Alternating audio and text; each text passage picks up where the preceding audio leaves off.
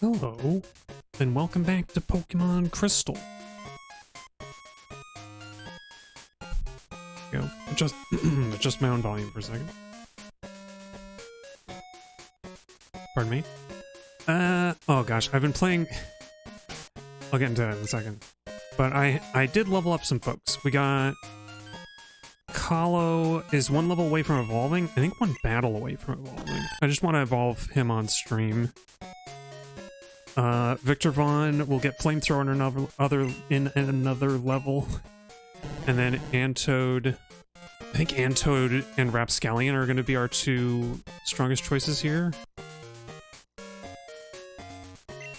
Yeah, because we'll see. Kahlo will be able to fight through the gym a little bit.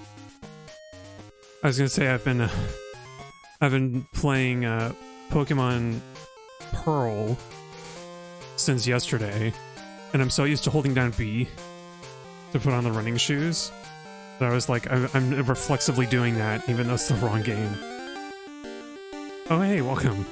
It's a Toad, not Toad. Oh, don't say that, Amako. You don't know Toad. I think both of those are wrong. It's and with a D. And Toad. Also, I have the wrong Pokemon out. How's it going? Welcome to the stream. Welcome back to the stream.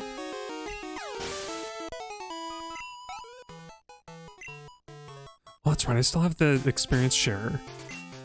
Let me fix this. I've got everything set up wrong. I want to get Kahlo to level.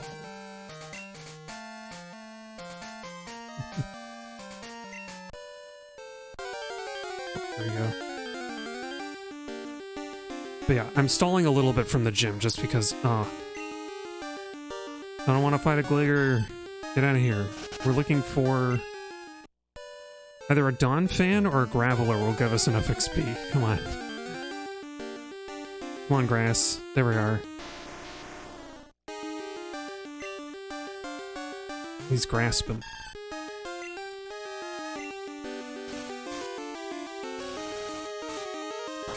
Yeah, I was gonna say that I think and Toad is going to be one of the more reliable options because he's got Ice Beam. Here we go, Kahlo. Oh, here he goes. He's stretching his neck out.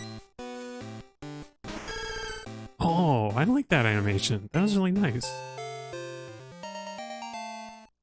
Yeah, he's blossomed into a full plant. I wonder what are his stats now? Oh, look at him. I love how the Pokemon when you first encounter them in the wild or when they evolve like that, they don't blink as much, I think. I think they add the extra blinking when you go into the menu here. Anyway. Yeah, he looks much the same as he was before. Kinda mostly like a little tanky fella. You did the whole game with just your starter in diamonds. Wow. With the Elite Four, you thought you needed a bigger party. You captured Graveler, Medicham, and just took them at their wild encounter level. Oh, jeez. I can only guess how big of an issue that was, because Medicham being a 3rd gen, I think, Pokemon is one of the ones that I don't know as well. Is it Psychic Fighting? I forget what type it is. It's a weird dual type. Oh, high level Empoleon. Well, okay, because Empoleon had high enough IVs, yeah. That makes sense. I mean, the starters are always, like, really strong anyway. I also chose a Poplet for Pokemon Pearl, because or Piplup?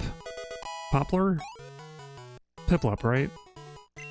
I chose that one because I just like the cute little penguin, and I don't really like the monkey. I have to admit, monkey is not my favorite, but Turtwig is kind of cute, and I like the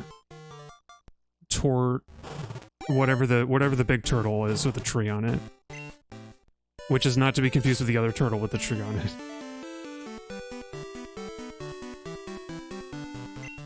Yeah, the other Pokemon you caught didn't serve much of a purpose in the grand scheme. Yeah. Sad but true. Okay, I'm keeping Victor Vaughn as a Houndour for now because I want him to learn Crunch eventually. But he's got his big move.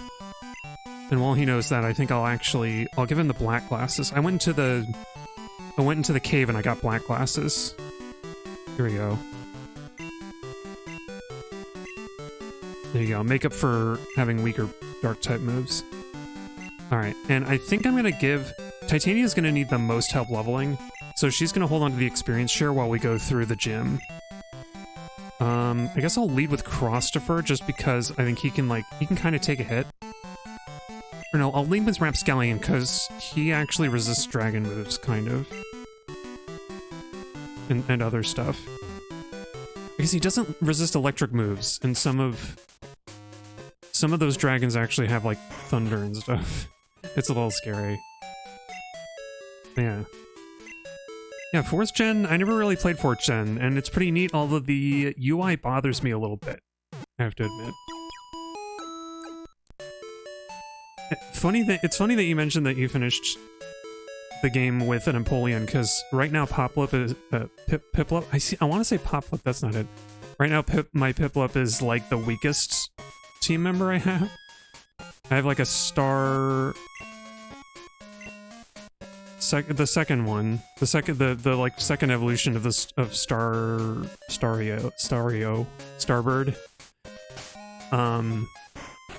Oh right, I need his Pokemon Strength. Okay, hang on, I forgot. We're gonna leave somebody in the box. Actually, probably Christopher goes in the box because he can't. Let me think. What do we put in the box? Oh, Victor Vaughn, because Victor Vaughn is, like, gonna be the least useful against the Gym of Water and Dragon Pokemon. And I think Danish, I gave him Strength? Danish Jr.? Yeah. Come on, Danish.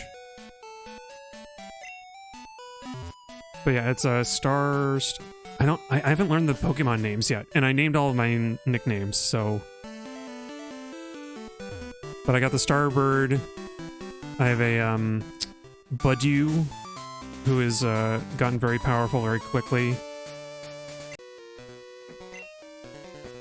I don't know, I feel like I have a really basic team because I kind of caught most of the first Pokemon that you encounter. I thought Shinx was kind of a rare find, but then they just started showing up everywhere, so I was like, oh, just Shinx everywhere. But I settled on a Shinx as part of my team too.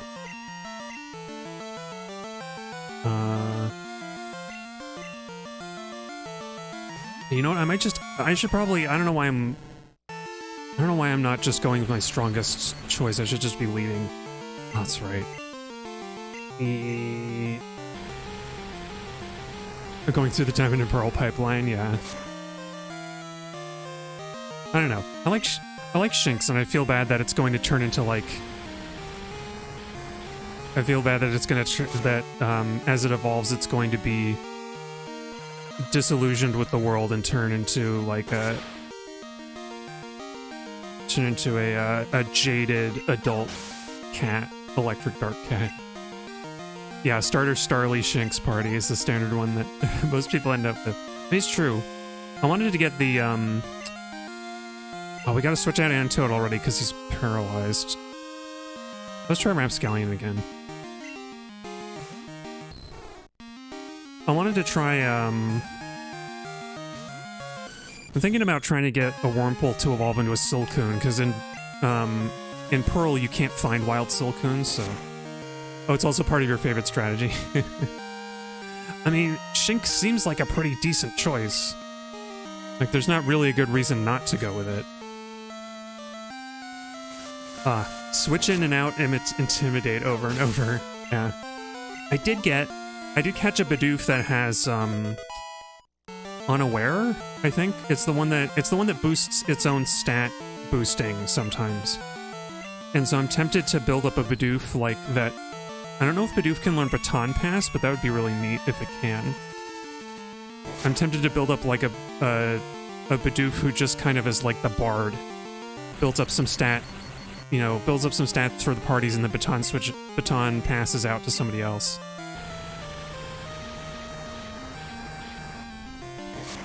Because I don't think unaware procs every time you... Uh-oh. Come on, Rapscallion. I'm not taking chances with Steel Wing missing. There you go. Ugh. But I should lead with Antoad so that he doesn't get paralyzed right away. I think he can outspeed a Dratini as long as he actually gets out there. My Dragon Pokemon lost. Okay, Titania is not ready to evolve yet either. Oh, Simple is the one that doubles your own stat changes. Oh, that's true. Right. Unaware, like, ignores any, like, debuffs from your opponent, I think. That was the first Bidoof I got. But then I don't like looking up stuff. I don't want to look up stuff too much with 4th gen. Oh, it doesn't work the way you think it will?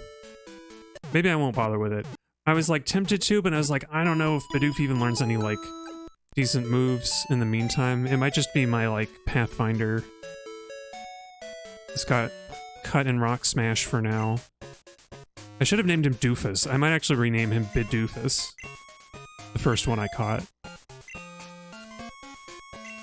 he's such a silly guy. Such a silly little guy.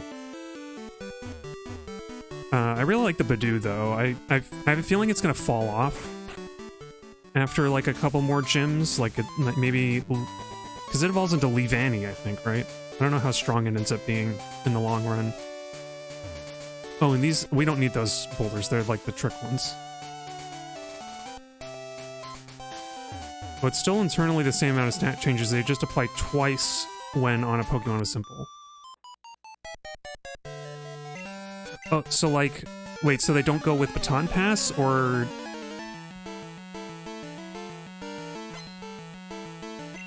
Okay, if it doesn't work with a Baton Pass, then I'm, like, less interested to actually do it. But, like, you know, like a 1... I'm thinking, like, 1 agility would do, like, would be the equivalent of 4 speed-ups instead of just 1.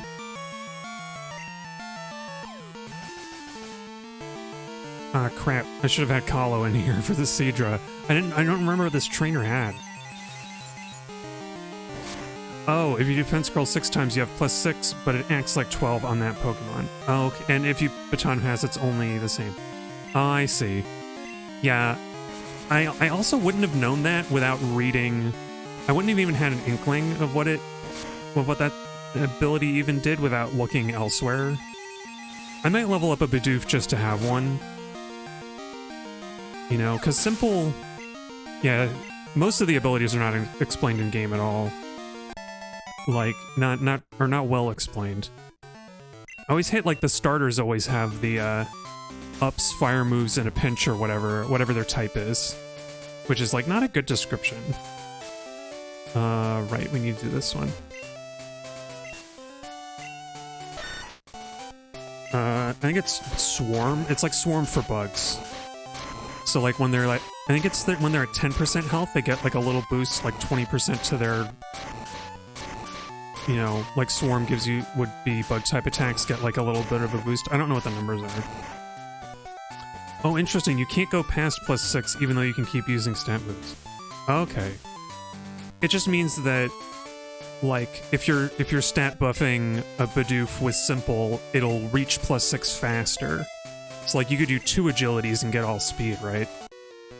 Or if it depends on what other moves it can learn that I'll decide to use. For now, I'm sticking with my team. I kind of want to get the Beautifly. I got a Dustox, but I kind of want to get a Beautifly and see what it can learn. Because I think Gen 3 and 4 are when Bug-type Pokemon start to get some decent moves, finally. Oh, no, Kahlo. I think Razor Leaf has like a 95 accuracy, so that's really frustrating. And now we're smoke screened. Come on, Kahlo, you can do it. Oh, and Gen 5 and later it actually doubles the stat changes. Oh, so it would actually go up... You could go up to +12 in Gen 5 Plus. That'd be crazy. Buffing your Bidoof a little bit. More like be buff. Buff doof. There's no good pun there.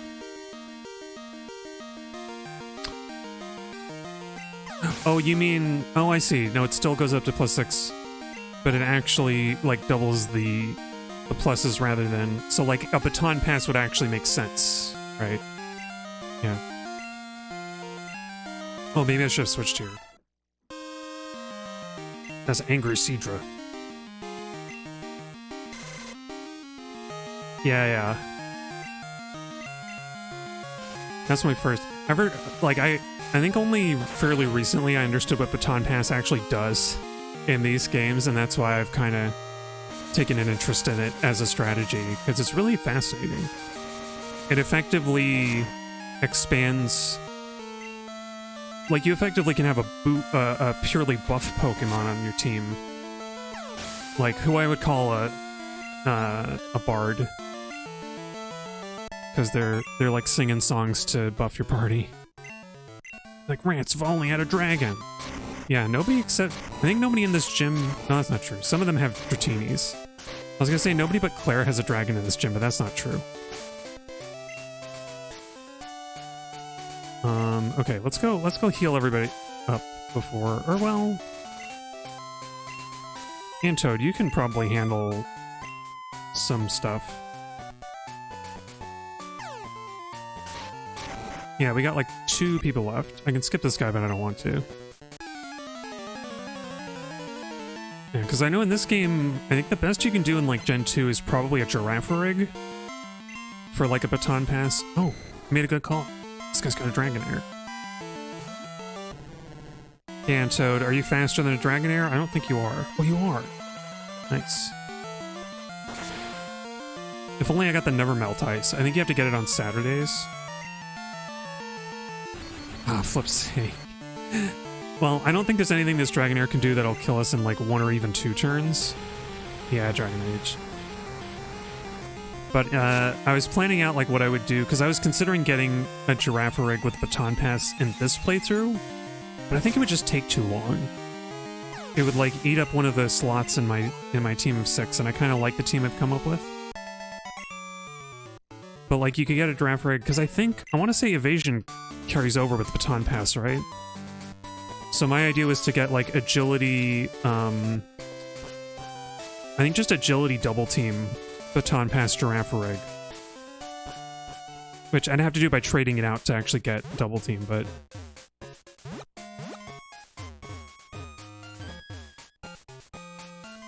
Oh, interesting. You think the whole, like, Bidoof Simple thing might have been overlooked in Gen 4 because the only Pokemon that can get it, the only Pokemon that can get the Simple ability can't get Baton Pass anyway. Yeah. I was thinking probably... Yeah. Or maybe they intentionally... Because it makes sense as an ability to give a Bidoof, like... It overestimates its own abilities. It thinks it's stronger than it actually is. And that actually... And somehow that plays out to being the case. Being actually real. I like the theming. However intentional it may be. I mean, I think it is intentional. Yeah. So far, the music feels kind of weird in 4th Gen. Like, I like it, but it doesn't... Some of it doesn't sound quite like Pokemon music. Maybe I'm just so used to the Game Boy games. There's Cool Trainer Girl running away, Sprite. Cool Trainer Lola, where are you going? Is she gonna, like, detonate her Dratini?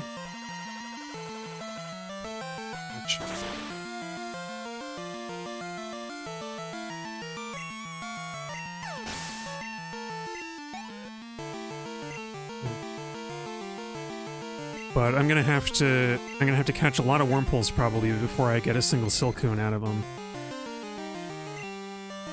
But I would like to do that, because I don't know Gen 3 very much, so I'm like...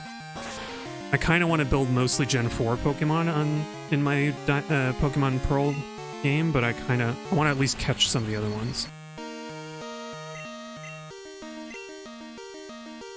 Okay, let's do Psychic again.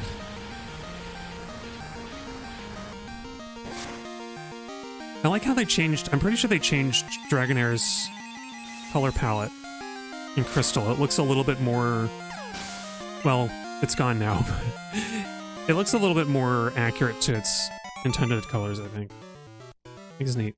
Way to go! I'm still running away! Dragons are weak against dragon-type moves, yeah. That'd be really useful if I had a single dragon-type move. I think you can get a Dratini before here, right? If you go fishing with a Super Rod in the right places. But I don't know where else you would get a dragon move. Well, because you can get the dragon scale if you know where to look in Mount Mortar. Oh, but you need Waterfall for that, so never mind. I wonder if you can even get... So yeah, you can even get a dragon move before you get to Claire's gym. Feels really cheap. But I mean, they put the ice path there for a reason.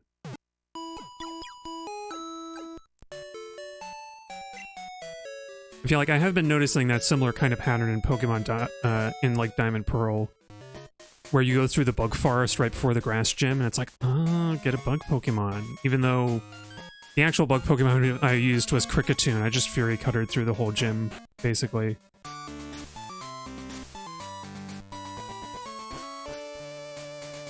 Oops. There we go. But it's very exciting. It's like Pearl has kind of reignited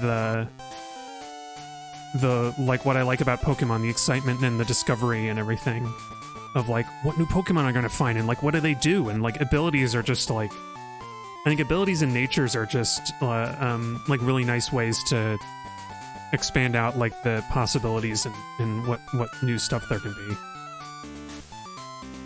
Yeah, Dragon Scale wasn't supposed to be boost dragon moves. No, I mean, I was thinking of Dragon Scale as a way to get Kingdra. Because you could... The only other dragon Pokemon that you could get before this gym is a Kingdra. And even then I'm like, but you can't get it because you need Waterfall. You need a Waterfall up the back of Mount Mortar to get it. So like, I think Dratini is the only one you can get, maybe. Like, I'm pretty sure with a Super Rod in some of the water, bodies of water, there are Dragonairs, but, or Dratinis, but I don't know. And it's Claire in her black cloak that they changed for some reason. I think I brought that up last time. Apparently, they gave her, like, blue, like segmented coat or whatever. It is very, very strange redesign. But I like this one. She has the dark cloak. And then when you beat her and go in the cage, into the cave, oh, you froze it. Nice. Very good start. Very good start, Antode. Ow. I think I said this last time when we got here in Pokemon Gold, I think. That I don't really like how they changed Claire's... They, like, expanded out Claire's story for Heart Gold and Soul Silver, where she's like... She's just being a brat at that point, insisting that you can't have the badge.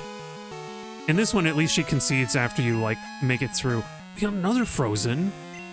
Wow, fortune is on my side today. I'm praising this game's version of the gym leader, and it's panning out. What else can I say? I like her cape. I already said that. Oh, Perish Song. We don't need to know Perish Song. No. Not worth it. Yeah, who needs a dragon type when you have Ice Beam? Or Blizzard. I guess I could have tried to get Blizzard. But I didn't... Like, I know the trick with the...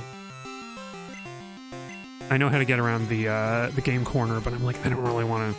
I don't like the low accuracy of Blizzard anyway. I'd rather use Ice Beam.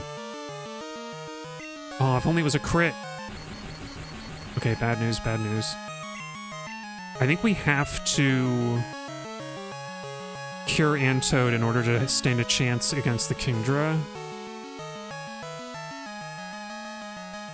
And I don't have a cure. Do I not have a full heal somewhere? Oh, Paralyzed Cure Berry. There we go. I'm actually not sure what to do with the Kingdra, because Ice Beam won't be that effective unless we get lucky and freeze it.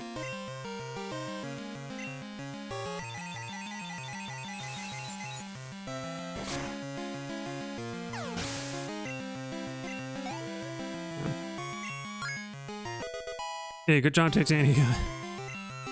Scary Face. No, you don't need Scary Face. I always confuse Scary Face with, Mean Look. Because they basically mean the same thing, but they're very different. Ooh. I think Kingdra's lighter. I feel like they lightened up the blue for Kingdra. Okay, so Ice Beam kind of... I think we just go Ice Beam some more. Because I don't know that Kingdra has anything that's especially good against Ant Toad. Well, resist the water. Right? Oh, it's a crit? Come on with your crits. Give me another lucky freezing. No? Oh, of course you got a Hyper Beam. And if you knock out Ant Toad, then you don't have to recharge from it. Dang it. That really sucks. I'm gonna go with Kahlo. Here's my idea. Not Razor Leaf, though. Body Slam. Oh, it does have to recharge. Okay, nice. No, yeah, no, you're right. It's not the Gen 1 rules. I was sure that when I had battled I was sure in this game, when I was fighting Lance, that he did a Hyper Beam, knocked out my Pokemon, I switched and he got to move again, but maybe that was only Gold and Silver and they fixed it in Crystal? Okay, I'm gonna take a chance with Razor Leaf in case we get a crit. Come on, Kahlo. It's only a Hyper Beam. Yeah. Kahlo's beefy. Them starters are strong. Oh, it was a crit too. Okay, well, I mean, we could do like anything we want. We could waste a turn. But I won't do that. Okay, Claire was not so scary after all. Because we have a Meganium on our team. And she insisted on using Hyper Beam. I feel like Dragon Breath would have been smarter. Like, she might have actually been able to knock us out with that one, you know? Instead, she wasted turns by using Hyper Beam. I won't admit this. I may have lost, but you're still not ready for the Pokemon League. You should take the Dragon User Challenge. You would think that the Dragon User Challenge would require me to use a dragon? But I guess not. We just had to go we just have to go and get a Fang. It's not actually that difficult after all. Oh, that's right. I wanted to check... I want to check where you can supposedly find your Teenie. I mean, I guess it won't show you... It won't show me the fishing locations. Oh yeah, apparently in the Ice Path. I think they changed that in Crystal, though. I don't think you can get it... I don't think the Ice Path has Dratini in, Gold or Silver. I don't know. Yeah, man, actually, that's really good to know that Hyper Beam actually... Hyper Beam respects its own rules in this game. Because that'll play into Lance when we get there. Because, based on this, I have a feeling Lance is not going to be one-shotting anything with the Ice Beams. But we might, it might make more sense to use Titania, because she can do some, she'll be doing some, like, rock. She'll be throwing rocks.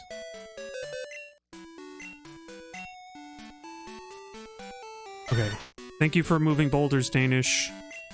Now we need to get Cybele to help dispel a single whirlpool for us.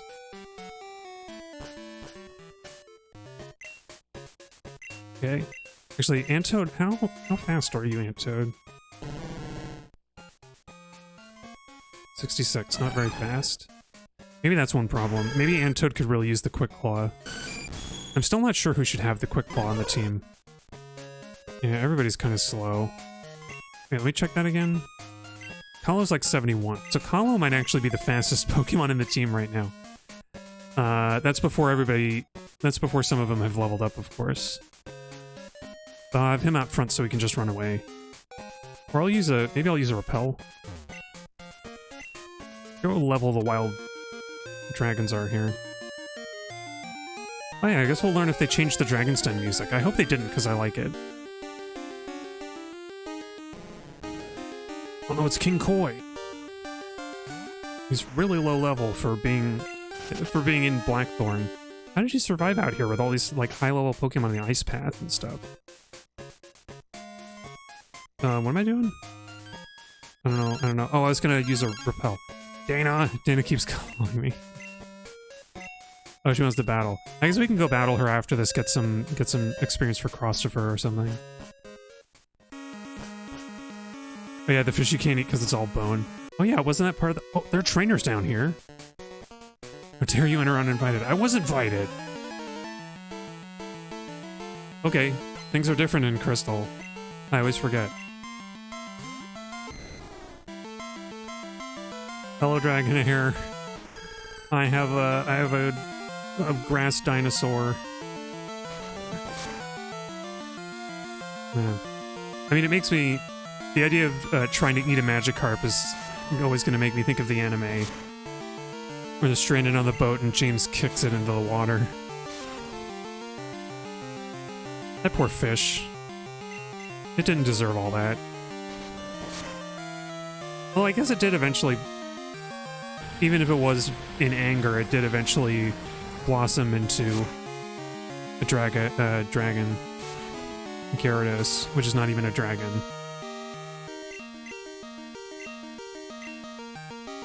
Boy.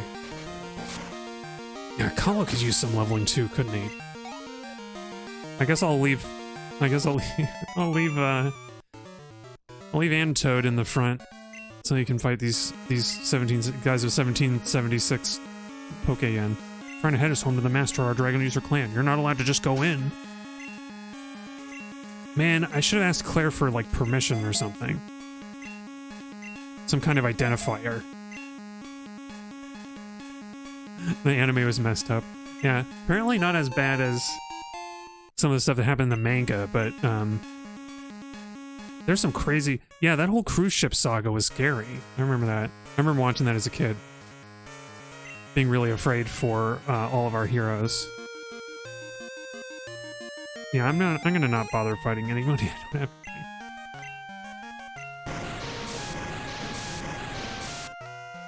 to. Alright.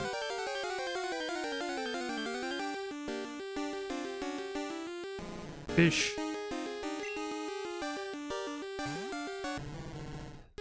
Yeah, it also bothered me that even though he's the bad guys, and when you're a kid, these things are very simple. It always bothered me that James accidentally trades away his Pokemon to end up with a Magikarp. I was like, no, you can't just do that. Like, he was also too much of a softie to, like, contest it. So he just kind of gave in and was like, okay, fine. I can't. They look so happy with their new Pokemon, I can't take it away. Oh wait, did they already change Claire's story in Crystal? She was supposed to run up right there and be like, alright, here's your badge. Okay, maybe I can take issue with Crystal's version of the story then instead. This is cool though. I like this. No need to explain why you came. Claire sent you here, didn't she? That girl is a handful. I'm sorry, but I must test you. Not to worry, you're only to answer a few questions. Ready? Yeah, this is like the one time... This is like the one time that you like... Pokemon, like, tests and Pokemon are always fighting, and then this guy's like, he has this reassurance. No, I'm not gonna throw a Pokeball out there. Come on, calm down. I'm just gonna quiz you. What are Pokemon to you? Pal. I think Pal is too informal. You want to be friend? Oh, I understand. What helps you win in battles? Cheating. Raising. Oh, I understand. What kind of trainer do you wish to battle? Actually, you know what? Maybe there's only one wrong answer. And it's like two. Like, these are both the correct ones, because I feel like there's like the obvious bad answers. Cheating's face. What is most important for raising Pokemon? Knowledge. I'll say love, because we love our Pokemon. Strong Pokemon, weak Pokemon. Which is more important? Both. The weak Pokemon can lure your opponent into a false sense of security. I mean, they're not all about battling. That's what I mean. Yeah, totally. You care deeply for Pokemon. Very commendable. That conviction is what is important. Gemma, don't lose that belief. It will see you through at the Pokemon League. I don't know, maybe this isn't as bad as in part 1. So, how did it go? I guess there's no point in asking. You did fail? What? You passed? It can't be. I do like that she got a theme tune. That's cool. You're lying. Even I haven't been approved. What? She's the Dragon Gym leader. She hasn't been approved by the Dragon Gym? By the Dragon Clan? This child is impeccable in skill and spirit. Admit defeat and confer the rising badge. Or must I inform Lance of this? I understand. Is Lance like her big brother or something? Here, this is the rising badge. Or her dad. Hurry up, take it. Knowledge is power, but using it wisely is the key. That's true. I do have a Game Shark. I could have got as many rare candies as I wanted. Rising badge will enable your Pokemon to use the move for climbing waterfalls. Also, all Pokemon will recognize you as a trainer and obey your every command without question. Reflect upon what it is that you lack and what this child has. Yeah, I don't like this outcome. I don't like that, like, an old man has to tell Claire to, like, be better. I like it better that she just sort of comes on her own accord and is like, alright, you did it, it's fine. I'm sorry about all this. Here, take this as my apology. Oh, dragon breath. Alright, we still have the line about, well, no, it's not my breath. No, it doesn't have anything to do with my breath. If you don't want it, you don't have to take it. What's the matter? Aren't you going on to the Pokemon League? Do you know how to get there? From here you go to New Bark Town, then serve east to the Pokemon League. The route there is very tough. Don't you dare lose to the Pokemon League. You do all feel even worse about having lost to you. Give it everything you've got. Oh, Lance is her cousin. There's this, like, older family member vibe where it's like, oh, am I gonna have to, like, tell your senior family member who's gonna, like, give you grief about it? Oh, that's his Lance grandfather? Oh. Granddad. Yeah, these questions are obvious. I think she must have just answered honestly. Claire's really stubborn, I guess. Headstrong. Yeah, both of their grandfathers. That would make sense. That's how they're cousins. But yeah, I like it. I like the simpler... I prefer, personally, I prefer the simpler version in Gold and Silver where, you know, Claire is big enough of a person to just admit it and not have to have, like, the man has to tell the woman to, like, it smells a little bit of, you know, it stinks a little bit of, like, man knows what's best about emotional woman. I don't like that. Hey, Professor I'm gonna use your machine, okay? Oh yeah, did I teach Cybele Waterfall already? Maybe. The flip side, of course, is that it's cool to have that extra lore of the Dragon Council or whatever. Oh, she knows Waterfall. Yeah, self-serve healing. Yeah, exactly. I mean, this is why Elm has this here. Hi, Gemma. Thanks to you, my research is going great. Take this as a token of my appreciation. Oh, that's why he gives us the Master Ball. The Master Ball is the best. He's the ultimate ball. It'll catch any Pokemon without fail, don't you know? It's given only to recognized Pokemon researchers. I think you can make a much better use of it than I can, Gemma. I just sit around in this, in my laboratory all day. It's gonna ask you to leave a tip. I mean, I'm pretty stacked. Look at that, I got 100, I've got like, that's the equivalent of like $1,000. I could afford to leave him a tip. Especially after all he's done for us. Okay, the question is, who do I want to bring? So I have to bring Cybele, which means we only get to bring 5 of the core team along Victory Road. And I'm going to be dodging a lot of trainers anyway, but like I want to think like, who do we want to bring? Who do we want to leave? I think we leave Victor Vaughn just because he's kind of got his moveset mostly, and he's pretty high level. You have to hatch 15 eggs in Pokemon Go to get a Master Ball. Oh. Is that how you get a Master Ball? I didn't know you could. It always felt unsporting to use the Master Ball. So I've started to like not use it. Oh, that's part of it. Oh, that's right. You get a Master Ball for like doing quests or something. They have like the dailies. They have your various daily activities. Yeah, oh, there's a bunch of tasks. And there's various rewards like that. Oh yeah, while we're here, we're gonna I'm gonna turn on the item finder I'm gonna register the item finder because I think I want to say there's some like there's some good TMs around here.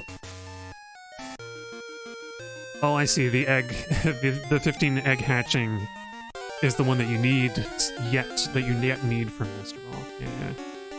I mean, in Pokemon Go, that's got to be pretty. It's pretty tense because you could just miss, right, and then you just lose it. Gosh, imagine getting to a legendary in Pokemon Go and missing your Master Ball. I'm sure there are like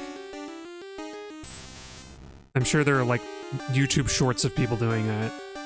Oh, you can't miss, really? Oh, all right. That feels a little bit like. I feel like you should be able to still have to aim the Master Ball, right? Like, the fact that a Pokemon can't escape it, I feel like, you know, you tap it and it does a cutscene where it gets thrown and captures the Pokemon. Oh, I see. Okay. Anyway, I just had to try counter even though it's not going to do anything. We don't need to fight this Tentacruel. What am I doing? You think it'd be too stupid otherwise? I don't know.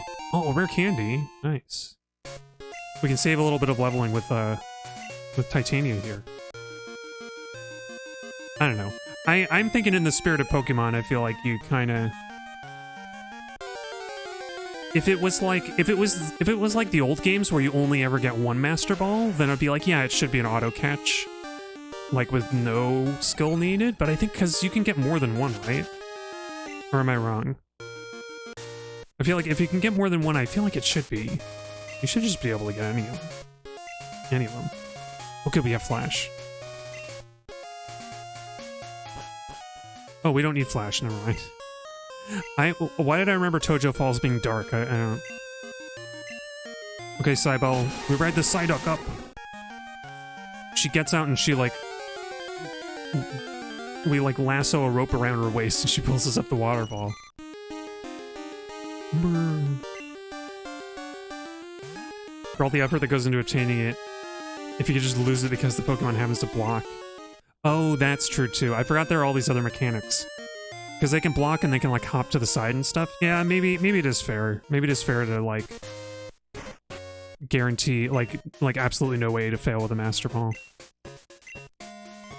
Come on, loyal enough for you to win. Let me see. Ah, your Pokemon trust. Oh, this is the lady gives you a sandstorm. I don't need that. I don't need sandstorm. Thank you, but no thank you.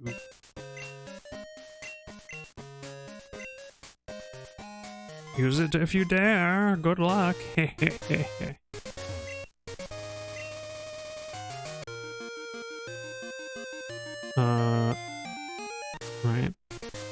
I think there's a... Oh gosh, which... Is the guy... Because there's a guy staring to the left, I think, but I forget if he's on the top tile or the bottom tile. Doduo. Okay, we should fight this Doduo. Headbutt. I am hopefully replacing counter after not too long, of course. Because it is very situational and not good against wild Pokemon because they're just totally random what they do. Oh right, I forgot Titania's getting half of that. Oh, never mind, this guy's looking that way? Alright.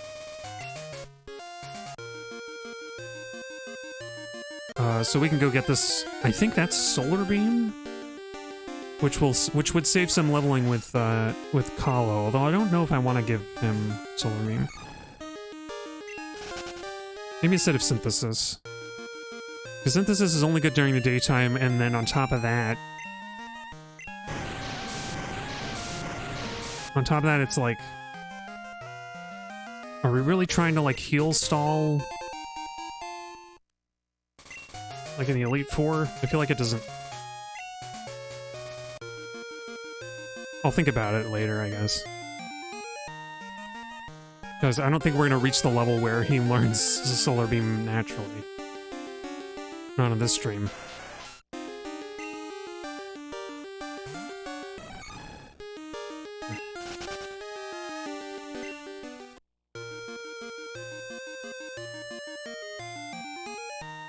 So yeah, we're gonna cheese it. We're going around all the trainers. I'm gonna come back and battle them, I think, off stream, so I can level up everybody. I mostly just want to get to the, league itself. Because we're gonna have to fight the rival when we get up there. Well, that's what I should have been thinking of. When I was picking which Pokemon to come with us, I should have thought of the rival, because I don't remember... Do we need Victor Vaughn? I guess we've got Pokemon to handle fire. Antoad can handle the, Typhlosion. I think we're fine.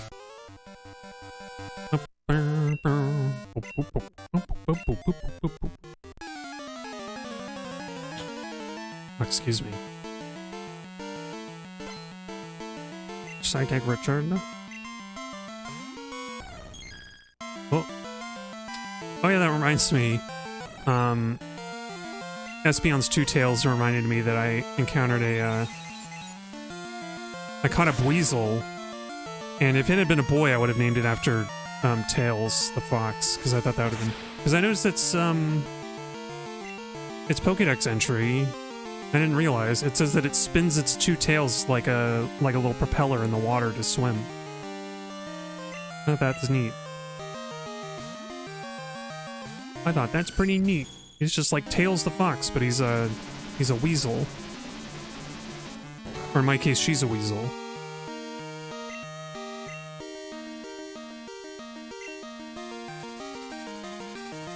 But like I said, like the joy of discovering these Pokemon. I think I've seen Buizel and Floatzel before, but I didn't know which generation they're from. So it's kind of like discovering the Pokemon in Pearl is kind of like... It's less so about discovering Pokemon I don't know at all, and more like, oh, I've seen this one. Which, ironically, feels a lot like playing these games originally, where, like, you knew every Pokemon from... when... Like, you knew every Pokemon from, like, the TV show and stuff already. Because, like, I'll recognize when a third-gen Pokemon shows up, but so far, if a Pokemon shows up that I'm like, I don't know which gen it's from, then I'm like, oh, that's a Gen 4. Yeah. So Buizel showed up, and I'm like, I know I didn't see that one in Ruby, so I'm pretty sure it's a Gen 4 Pokemon. And it's cute. It's neat. I didn't guess that it was water. Until after I caught it, but I guess it's got the little inner tube around its neck, which is very... It's just like kind of a... It's a neat but kind of weird detail. Dang it. Does the menu buffering work on the random turners in this one? I know in some of the later games you can, like, pause and open the bag, and then any like, people who turn around randomly will kind of stop where they were for you, and you can run past. I think that's maybe that's like a GBA game thing. It wouldn't be pause buffering anyway. It's like it's something else. Oh yeah, we got really lucky that we actually hit that Pikachu. Thunder? Level 36? Does Pikachu even learn Thunder at 36? I'm critical. Okay, at least it missed. Oops, sake. Oh, that was something. I got really annoyed because I encountered somebody had a Shinx that was at like level 12, I think, and it knew Spark already. And I'm like, now wait a minute. I have a Shinx, and it's level like 15, and it hasn't learned a single attacking electric move yet. It only learned Charge. So, like, as always, the trainers cheat their levels and their move sets. I was like, man, yeah, Pikachu gets Thunder at level 41. Yeah, I thought that felt wrong. Oh, I love this. The meeting of the two different generation starters. Blastoise versus Meganium. What crit? Nice. Maybe I should keep Razor... I think I should keep Razor Leaf because of the crit chance. Because if it crits, that's effectively 110. And Solar Beam is 120 only if you have, like, only on the turns you land it. Oh yeah, Pikachu does learn Thunder by TM, that's true. She spent a lot, this trainer spent a lot of time at the slots. I mean, she also got Rain Dance, but I forget what you get. I think we found Rain Dance in a cave somewhere.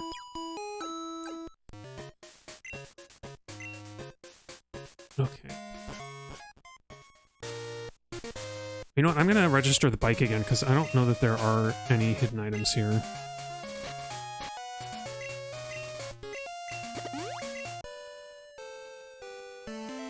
Okay, now I know there are trainers up here. I got the bike out just to like... just to like hide. Oh, you can still see me, can't you? I'll keep cross to front. Oh, never mind. I gave him the pink bow, I think. Right? I gave him the pink bow to boost his headbutt a little bit, yeah. Pink bow makes his headbutt stronger. Oh yeah, that reminds me, in a roundabout way, that reminds me one of the other neat features I really liked is the little, like, photo booth thing that they do in Gen 4. Like, was nicer in Gen 2 than 1. Yeah, well, just being able to register it to the select button is huge. I don't remember being able to do that in Gen 1. But it feels like it controls better, too. Hey, Rapidash. That tone of yellow looks a little bit dark, but maybe that's the only color you had. And oh yeah, I need to switch. Oh yeah, the sprite sits kind of off-center from the bike. And it squishes your hat. Oh yeah. I mean, it squishes your hat because the top of the sprite would be like too high up. It would be like outside of the actual available space. They definitely did better work on the sprite work in general in these games. And I guess the funny thing is, replaying these old games and thinking about where Pokemon is now, like the Game Boy Pokemon in particular, Generations 1 and 2, were like big feats of engineering where they managed to cram all this stuff in here. Only trainers that room themselves may pass. As if I could get here without waterfall anyway. Oh yeah, and there aren't actually any trainers here, so I'm just gonna repel, I think. Oh, do I not have any repels? No, I left my repels in the box. Okay, well, we'll just, we'll have Kahlo in front so that we can run away, and then I just have to remember to switch him out before we get to the exit. Okay. Yeah, for some reason they could have polished the bike sprite so it didn't do that. True. Ooh, maybe we're not ready for the rival battle here, I don't know. He might be kind of high level.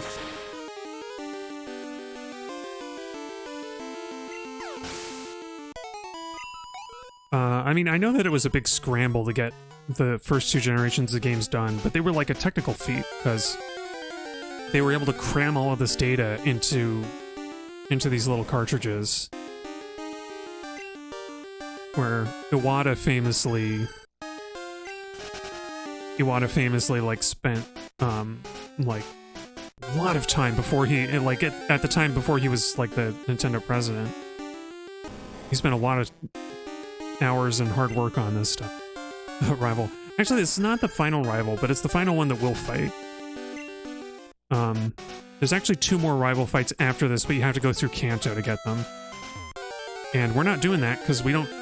If we were playing Japanese Crystal, we would have to play through all of Kanto to get Celebi, but on English Crystal, we don't. We can activate the GS Ball event right after the first Elite Four defeat.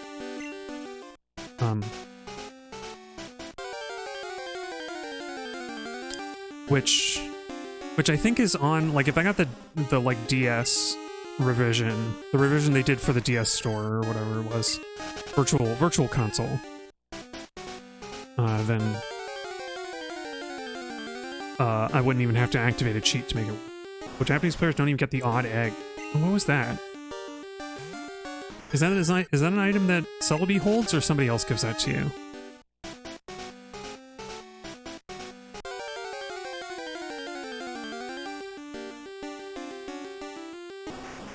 Wait.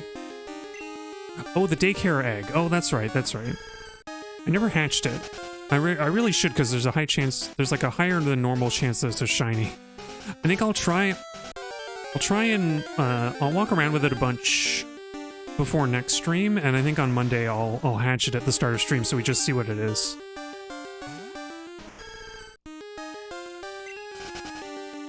Maybe I should have fought that Graveler. Okay. Now it's time for the battle. He starts with his Sneasel, so... Antode could fighting it? Yeah, actually, Antode should submission it, even though he'll take some damage for it. Yeah, higher than Noble's an understatement. It's like 1 in 8. That's true. 1 in 8 is still pretty good, though. And I'm just curious to see which baby Pokemon they give us. It'd be pretty funny if they dropped a Togepi, but I don't think they can. Because it's like it's one of the new baby Pokemon, right? One of the new baby stages. So like Igglybuff, or maybe it's only 3. Is it only Igglybuff, Cleffa, or Pichu? I think those are the ones you can get. Oh, 14% to be exact. Interesting. Are you going to take the Pokemon League challenge? Don't make me laugh. You're so much weaker than I am. I'm not like I was before. I now have the best and strongest Pokemon with me. I'm invincible. Yeah, I highly doubt. He doesn't... If I remember correctly, he only has a Golbat right now. He didn't Happiness evolve his Golbat into a Crobat. Yeah. 1 in 8 would be 12.5%. So it is... You're right. It's a little bit more than 8. Than 1 in 8. Right. Interesting choice. I know that you're quad weak to this. And will only take as much recoil as your health bar, I think. Oh, that wasn't even that bad. I thought the recoil would be a lot more.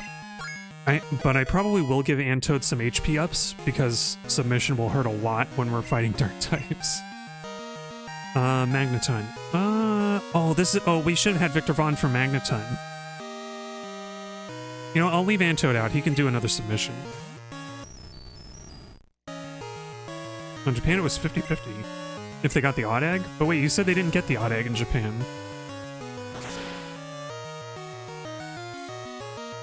Also, I kind of don't like that I think Magnemite and Magneton had more of a, like... They used, like, kind of a slightly more blue palette. Like, they had blue and red for the magnets, and then, like, the body... Like, the magnet bodies were kind of blue. Oh, Thundershock! I'm a doofus. I left my Toad out in front of the electric Pokemon.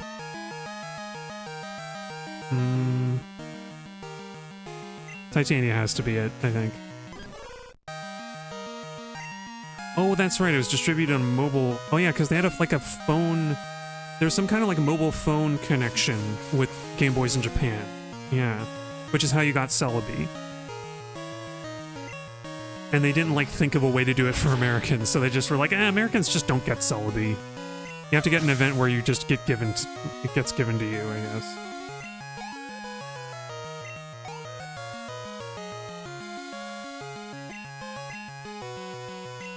Okay, Kadabra. Oh, Titania has a dark move, that's right. Yeah, this is another reason that we should have had Victor Vaughn with us, because he's got 2 dark moves. Titania does have Bite. Rapscallion will resist psychic moves? I think we leave Titania out. Oh yeah, on Virtual Console you just can't get the odd egg in Japan either without save editing. Yeah, that's messed up, man. You would think that they would have done some revisions to, like, come up with a way to get it.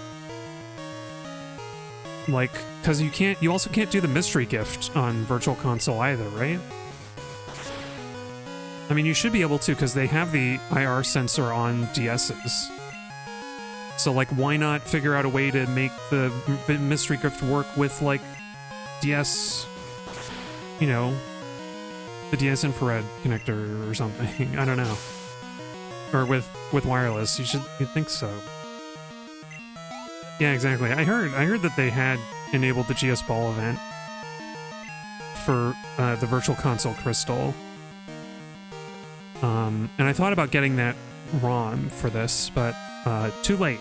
I've already settled on this. Let's see, Haunter. I mean, I want to use a different Pokemon, but I think we keep Titania out for Haunter. Yeah, it makes no sense. Why not just mod it so the NPC gives the egg without needing to ticket? Oh, that's true. Because the only thing was like... Oh, wait, who did a future sight? Oh, Cadaver did a future sight. I wasn't paying attention. Come on, Titania. Confusion doesn't mean anything to you, Titania. You can break out of it. Come on. Oh, no. Come on, Titania, you can do it. Oh, we can't switch out now. Titania is stuck in. Oh, nice. Eliminated. Confusion destroyed. Okay. Maybe we do... Oh, we should have done Dig, because she's a... I forgot, because she's a physical attacker. Dig is going to always be better. The ROM is the same. The emulator patches it at runtime. Oh. Yeah, so then it wouldn't help me anyway. I still have to put in a code. Okay.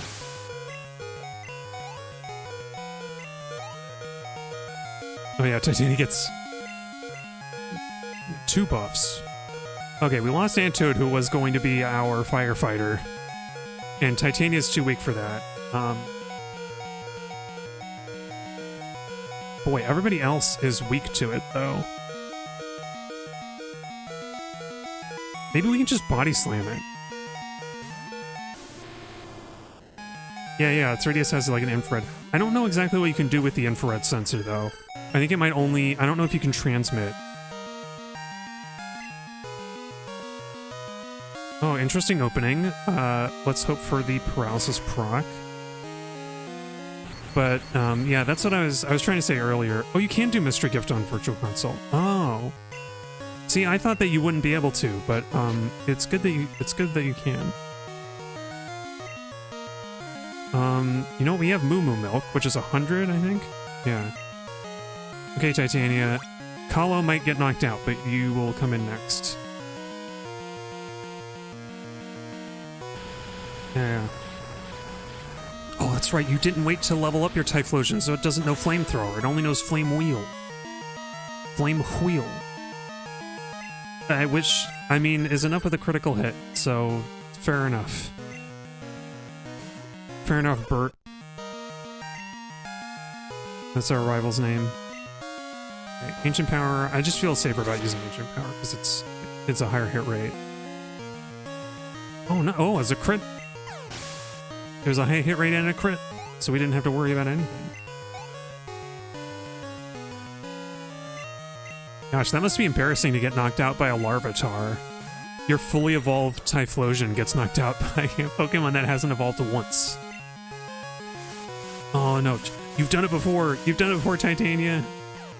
You've done it before, you can do it again! Come on, honey! Yeah!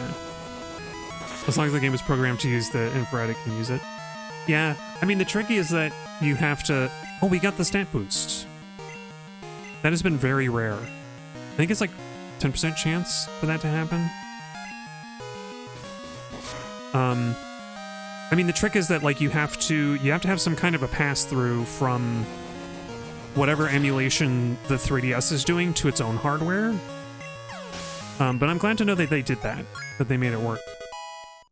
It's like extra steps, that's all. Nice.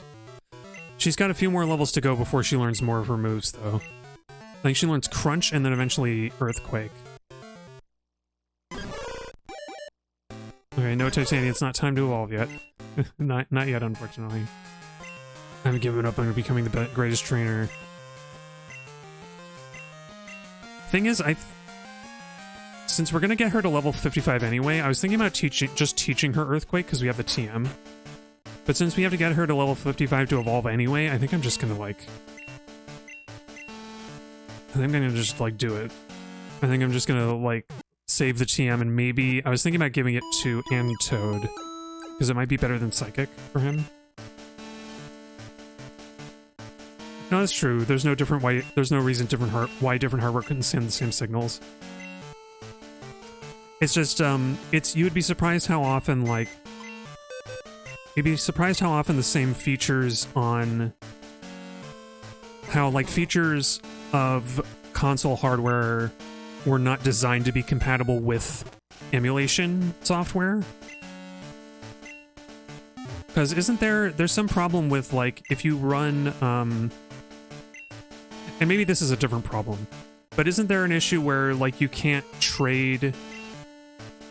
You can't connect with, like, Heart Gold and Soul Silver players if you're using, like, unless you're using an actual cartridge, because there was no virtual console release for those games, right? Anyway, yeah, they would have had to make the data format different. That's true. It's because, like, the emulator has to have access to hardware components. That's all I'm saying. Like, the emulator running on the DS would need to know that there's an infrared sensor in the machine. And they did that. So, you know, it's just an effort they had to do. That's all I'm saying, man. That's all I'm saying. It needs drivers. You know, if you've ever had to struggle on Windows to get, like, a printer to work because the drivers are wrong or they're old or whatever, like, you need that, like, you know, software on game consoles needs drivers too. And it's just that they're proprietary drivers that, like, whatever. We're getting really technical for a Pokemon stream. It's not important. I'm glad to know that, like, because I'm playing on the Game Boy player, I can't do Mystery Gift, but I'm glad to know that you can do it with Virtual Console 3DS. That's really cool.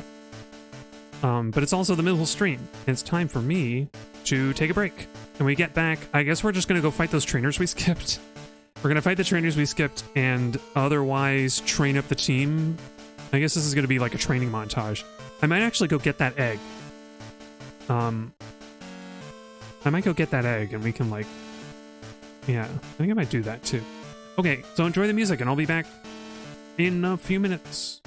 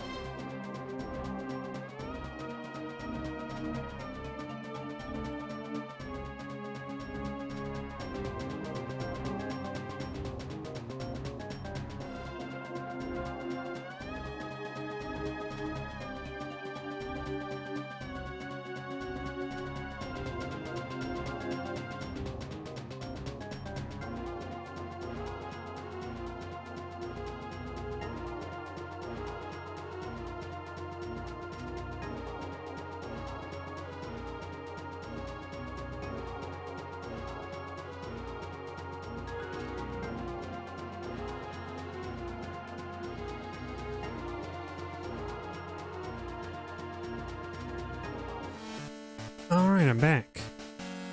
Gotta remember to stop the music player in the background.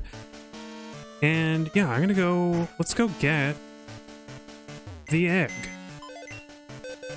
Let's go get the egg out of the PC, and we'll carry it around with us. I don't know who to leave behind, though. Like, Crossover needs level... Like, everybody needs levels, really.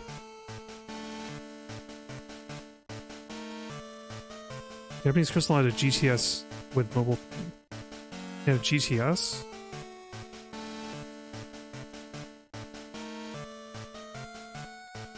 Oh, there's like a paid service. 10 yen for every use. Wow. Talk about pay to win. I mean, it feels a lot like pay to win. Like, man. I think that there was a lot more, like... There were a lot more integrations with other technologies in, in Japan with, like, Nintendo stuff. No, I think we can leave Antoad. Let's leave Antoad. Like, he doesn't need to learn any more moves by leveling. Okay.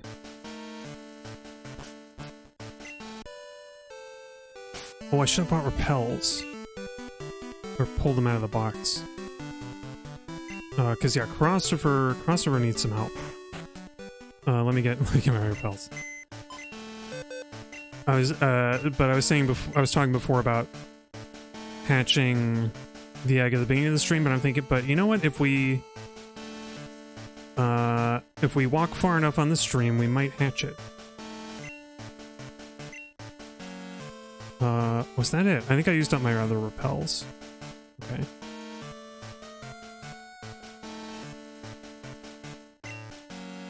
Oh, and I had an escape rope. It was just in the box. Oh well. 100 yen per month for the news machine, which is how you get the GS ball. Oh. So it was like, is the idea that it was an event that, like, eventually it would be like, now it's time for the GS ball. Connect your mobile phones now. Something like that.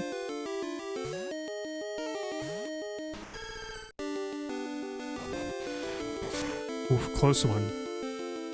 We almost got hit with a neutral move. What? Oh, you better hit, because this is an exploding Pokemon. Dang. It's like Monster Hunter subscription. When's the next Fatalis event gonna be? We're not telling. But you better keep subscribed to the online service so that you can jump online real quick. Oh yeah, there's another TM in here that I skipped, isn't there? I think this one might be Earthquake. Yeah, the egg ticket was a free download. Oh right, but wait.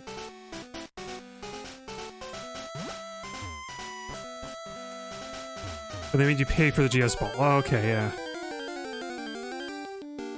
Because what even is, like, the GS ball is a special Pokeball you're given, right? Like, is that even required for anything, or is it just... Or no, is it just sort of incidental to the actual...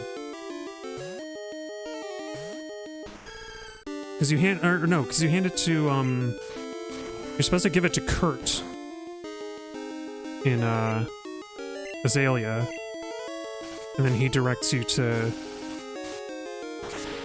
that, but you could get the odd egg for free, right? Or the whatever special egg from the egg tickets. It's funny, egg tickets were also a thing in Monster Hunter, but they're used for different stuff. It was a reward for delivering lots of eggs. Yeah, but something I wanted to say before thinking about 4th gen, to get back onto the 4th gen topic, was I really like the like photo booth they have with all the accessories you can get, although it seems like a lot of work to get a wide variety of accessories to actually use there. Still kind of neat though. I put my Shinx in a little mustache, and I had, because Piplup was my starter, the guy gave me a Piplup mask, so I put Piplup mask and, like, some feathers on the ground. And then Shinx in a mustache was like, now listen, we're all trying to figure out who did this. more or less. I forget what the title... I gave it a title that was something like that. Am I doing Gen 3 after this? I kind of want to. I was thinking of, since I was thinking a fun way to revisit Gen 3 would be to Nuzlocke it. Because Ruby is famously where the Nuzlocke comes from. Pokemon Hard Mode webcomic. So I thought it'd be fun to... Oh, hello, ma'am. I thought it would be fun to do a Nuzlocke of Ruby, but it won't... I don't think it'll be immediately after this, because I had some... there's some other games I want to stream. And then it would be cool to eventually... I'd like to do a Pokemon Emerald eventually. We'll see. Maybe there's like a different kind of challenge that would be interesting to do for... Because Nuzlocke is the only Pokemon challenge that I'm really familiar with. But I like the idea of it. I like the idea of I should say I like a Nuzlocke not as a calculated challenge where you're like making, you know, critical decisions on, you know, sanking certain Pokemon or whatever. I just kind of like the I like the story. I like the story that you inevitably create by playing a Nuzlocke. You like the challenge where you play normally? Yeah. I like that too. I mean, that's why I'm playing Pearl in my own time. Because there's always, like, there's so many games that I want to stream that, like, playing a Pokemon game normally means that I either... Anytime that I play off-stream to, like, prepare for a stream means that I'm, like, having to hold back and, like, wait to do stuff. And I'm, like... You know, like, I'm leveling up Pokemon off-stream for this, and I'm like, well, I can't level up Kahlo anymore because he's gonna evolve, so I gotta wait. I want to show that off on-stream, you know? It ends up being this kind of double-edged thing. But I think, like, Emerald for sure would be... I mean, the Ruby Nuzlocke would be fun. Even though it probably ends up looking a lot the same as other people's playthroughs, where you get, like, the same people. Yeah, no, I could delay the evolution, but then it just takes long. Like, there's no real reason to delay Kahlo evolving. I guess unless I've leveled... Actually, you know what? You're right. If I really wanted to, I could have waited, and then I could have leveled him up. I could have gotten him just enough experience that we just do one battle on stream to evolve, but I'm like, I don't know. I didn't think to do that. I don't really have the same problem with Victor Vaughn and Titania because they get their moves at such high levels that we're just going to evolve them on stream naturally. Boy, this trainer has another Starmie. Another Starmie. Oh, Victor Vaughn is here. I'll go with Kahlo. I will say I do like that 4th gen lets you check your Pokemon stats before you actually choose who to send out. Because I was thinking, like, if Victor Vaughn is really fast, maybe I could send him out. But I don't think he's fast. I don't think he's faster than a Starmie.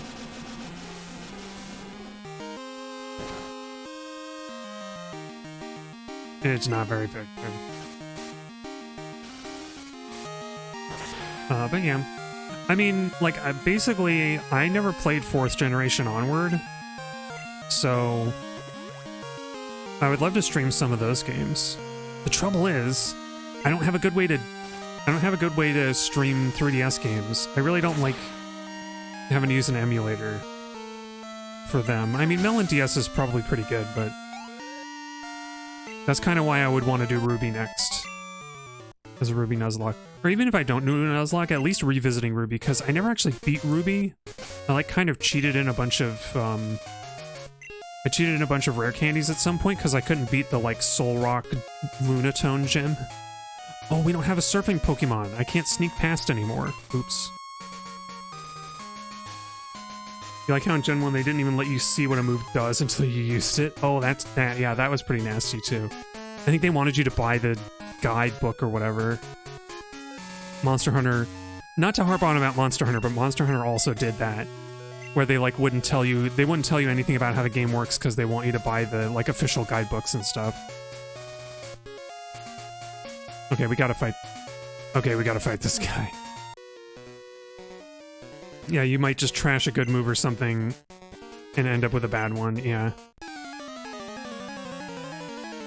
And some of these moves sound really good, like you get Fissure from Giovanni after you beat his gym, and you're like, wow. I mean, he missed when he was using those moves on me, but that sounds really good. And then if you actually learn what it does, you're like, oh, this is terrible. I don't want this.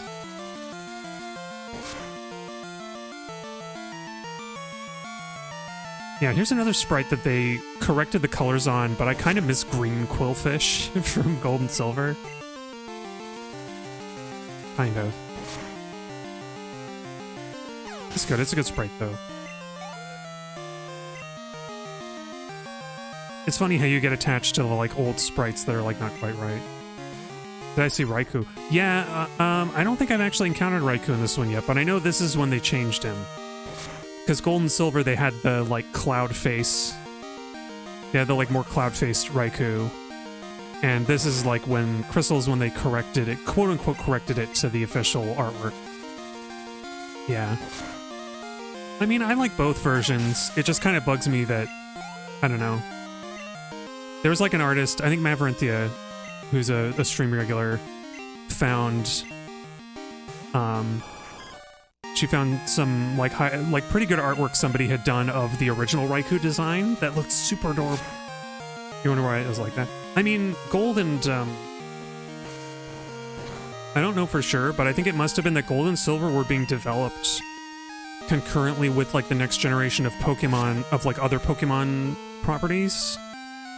And so, like, basically we got kind of beta versions of the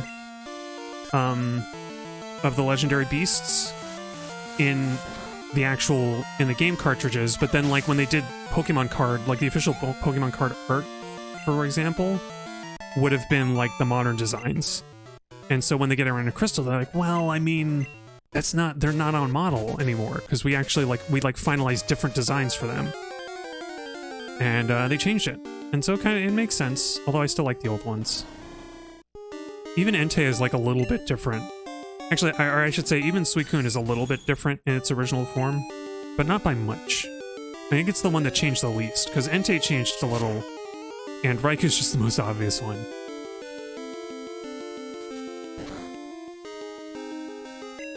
You know, like it had that little cloud mustache.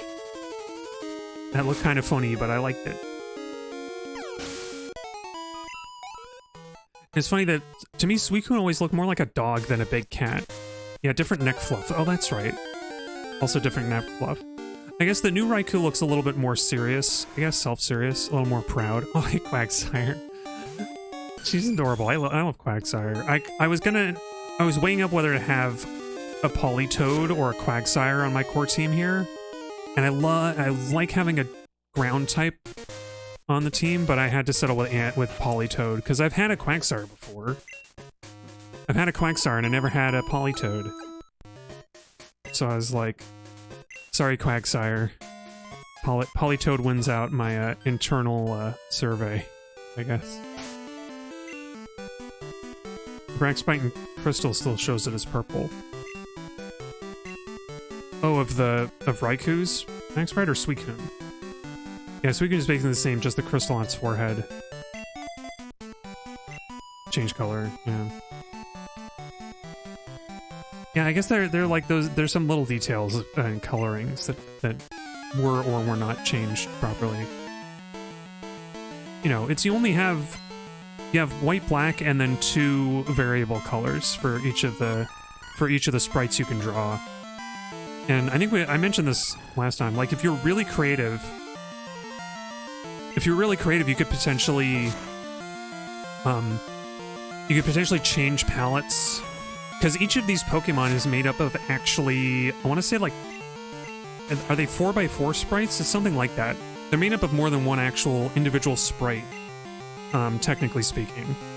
So, like, you could change palettes and use more than just 4 colors for, like, this Victory Bell, for example. Like, if you wanted this Victory Bell to have yellow on it, if you designed the sprite so that the lip lined up with the bottom of one sprite and the top of another, and then you use the green shading like that to, like, kind of have this horizontal cutoff, then you could have made the body yellow by switching the palette to be, like, yellow and green instead of pink and green.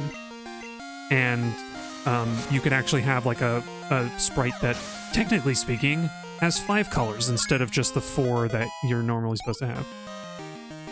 But you're not sure if the battle scene was set up in a way you could have done that. But it doesn't mean it couldn't have been. I mean, I'm pretty sure because I'm only assuming because like your Pokemon and the faux Pokemon have different palettes. You're right. It might not have been possible that way. But my gut says that you could do that. They already can make it so sprite areas have a different palette than the rest of the screen. Yeah, exactly. Because like the health and experience bar area has its own palette color. Like technically there are 4 palettes on screen right now, but there are only 4. And I don't know if you can change the palette every sprite or if there's like a limit. There might be a limit to how many palettes you can have on screen.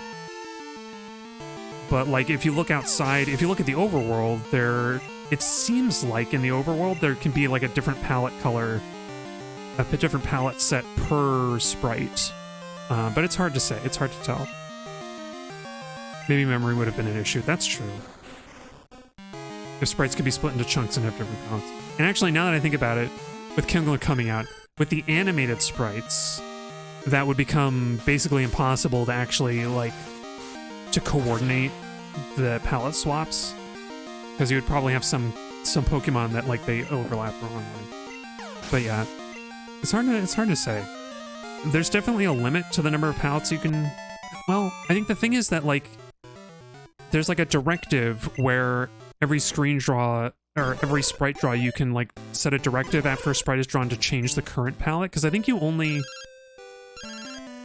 Hi, Dana Lass. Hi Dana, you're Flaffy. Yeah, great. Oh, my Pokemon? Oh, you could instantly KO a Noctowl. Oh, that's great. Yeah. You know, funny thing you said Flaffy, because last time I fought you had an Ampharos. You evolved your Flaffy. I think she's gaslighting. On Virtual Console, they do what I'm talking about with Jinx's sprite. They do? It applies a patch to make the top half one palette and the other half another. Oh. Is that so that they could, like, they didn't have to have blackface anymore? Hang on.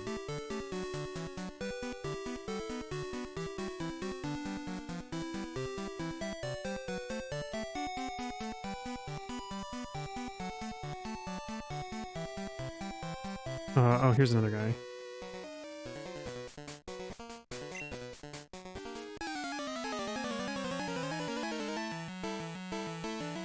Wow, I never saw the Pokemon Yellow sprite for Jinx. It's pretty scary.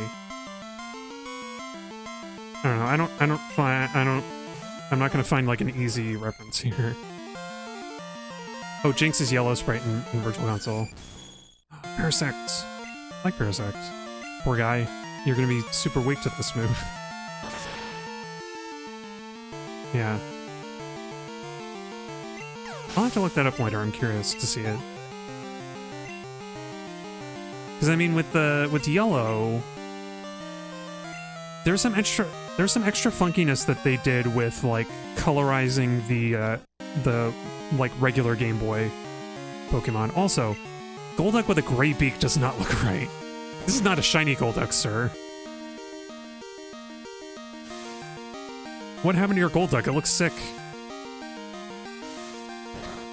The beak's supposed to be yellow, isn't it? And it's not like they used the gray anywhere else except for the gem on its head. That doesn't look good. I'd love to find an image reference to see what this Jinx looked like. Jinx's sprite in the Virtual Console re-release uses 5 colors instead of 4. Some of the 8x8 tiles use an altered palette, where black is replaced with purple. Oh, that's clever. They don't replace any of the other two. They don't replace the other 2 free colors. They replace the black with purple. Interesting, which is technically possible in a Game Boy Color game. Yeah.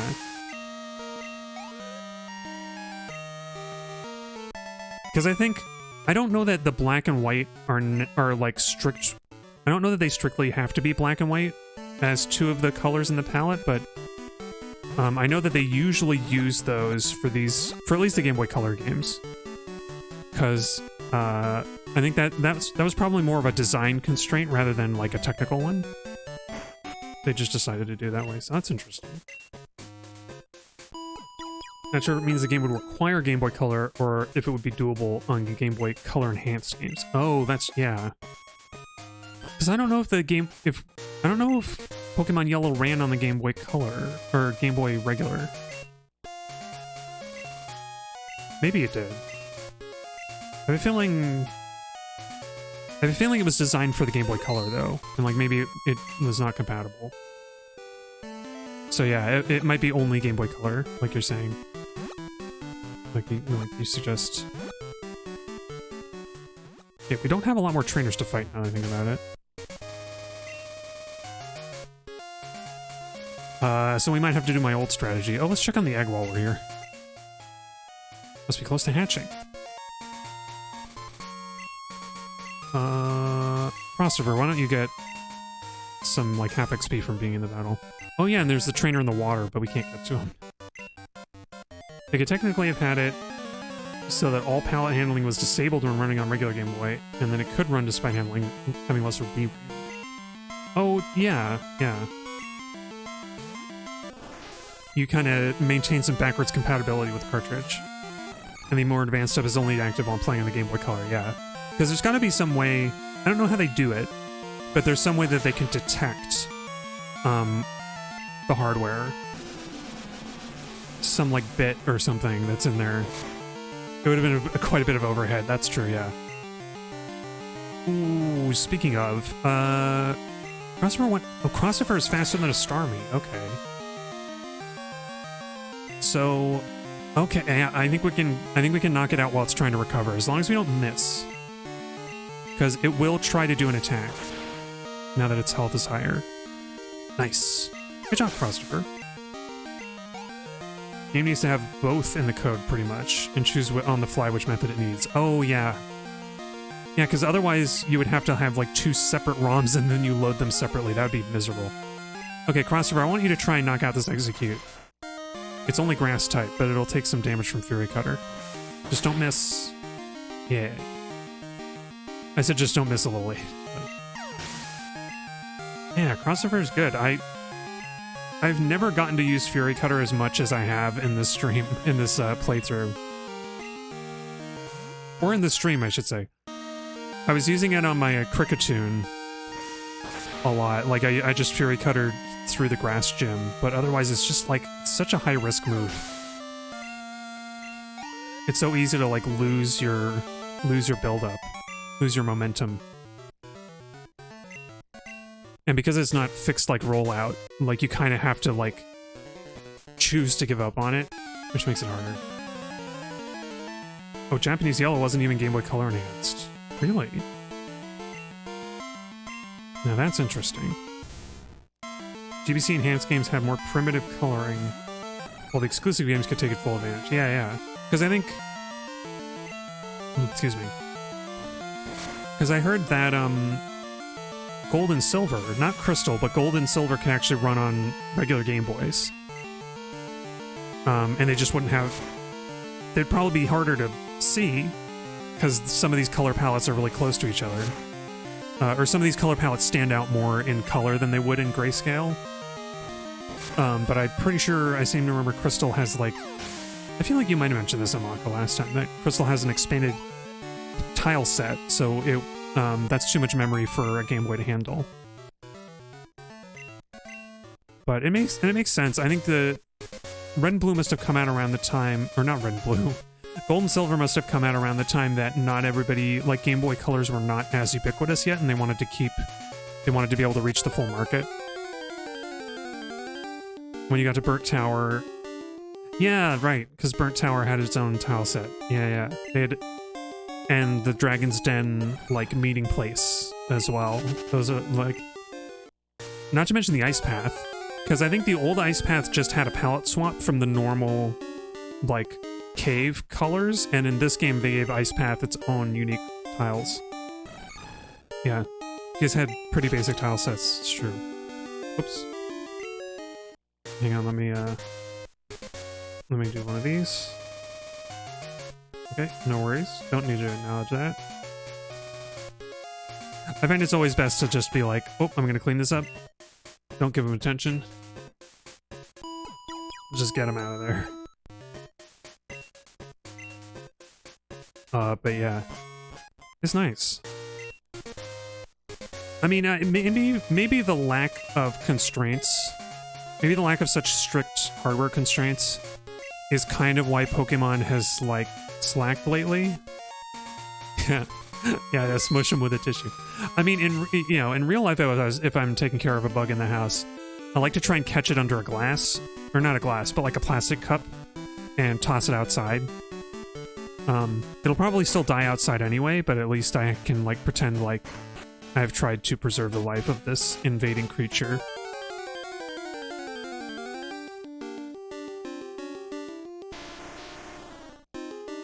Hello, Graveler. If only Crossover had a fighting move. I wonder. Well, it's gonna be neutral, and it's not gonna do much damage. But he's committed to it, no? Or she. She's committed to it.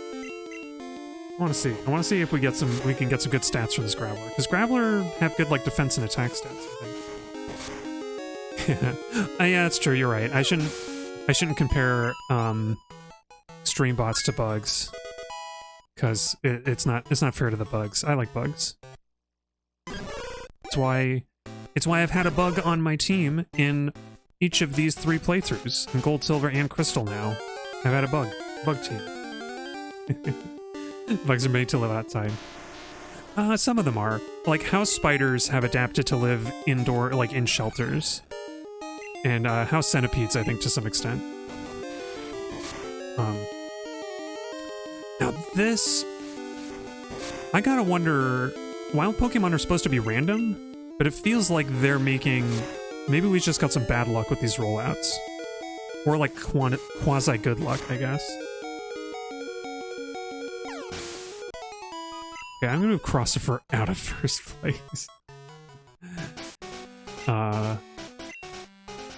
I do like to let spiders lie. Let them be where they are. Although you do have to, like, clean up around, like, make sure they don't lay eggs somewhere. So, like, keep your house clean, and maybe, like, clean up some of their webs, but I think it's nice to let spiders hang out. And they'll eat the more annoying bugs. Spiders keep to themselves, really. Even house centipedes.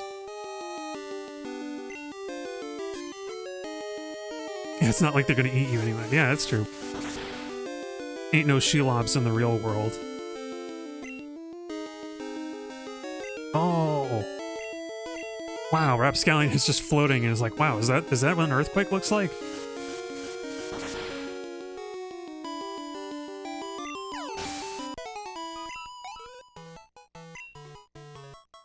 Man, Atina's getting so many levels. I'm glad I gave her the experience share, because she's getting up there 3 more levels and she learns Crunch, I think. Ah, dang. Because I know this is the layout from first gen, and there were 3 items in this area, including one to the left, but there's not one here now. I was sure there would be a hidden one. Oh, unless you live in Australia, and yeah, Australian spiders may indeed eat you alive.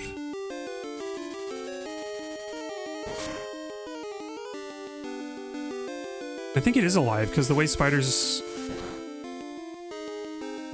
wrap you up. Well, no, that's not true, because they'll inject you with their venom to, like, liquefy your insides. Sorry, this is a children's game. my general rule is that, like, if the game I'm streaming is the target of a younger audience, I'm like, maybe I'll be, like, a little bit nicer about language and topics, so maybe we don't talk about about exactly how spiders eat their food. Although, I did learn that they don't... they breathe, but they don't breathe through their mouths. Because I was wondering, like, if insects and other small creatures, like, can they drown? Like, if they fall in the water, can they drown? And I was like, I don't know. Like, I wonder, like, do they even breathe? And yes, they do.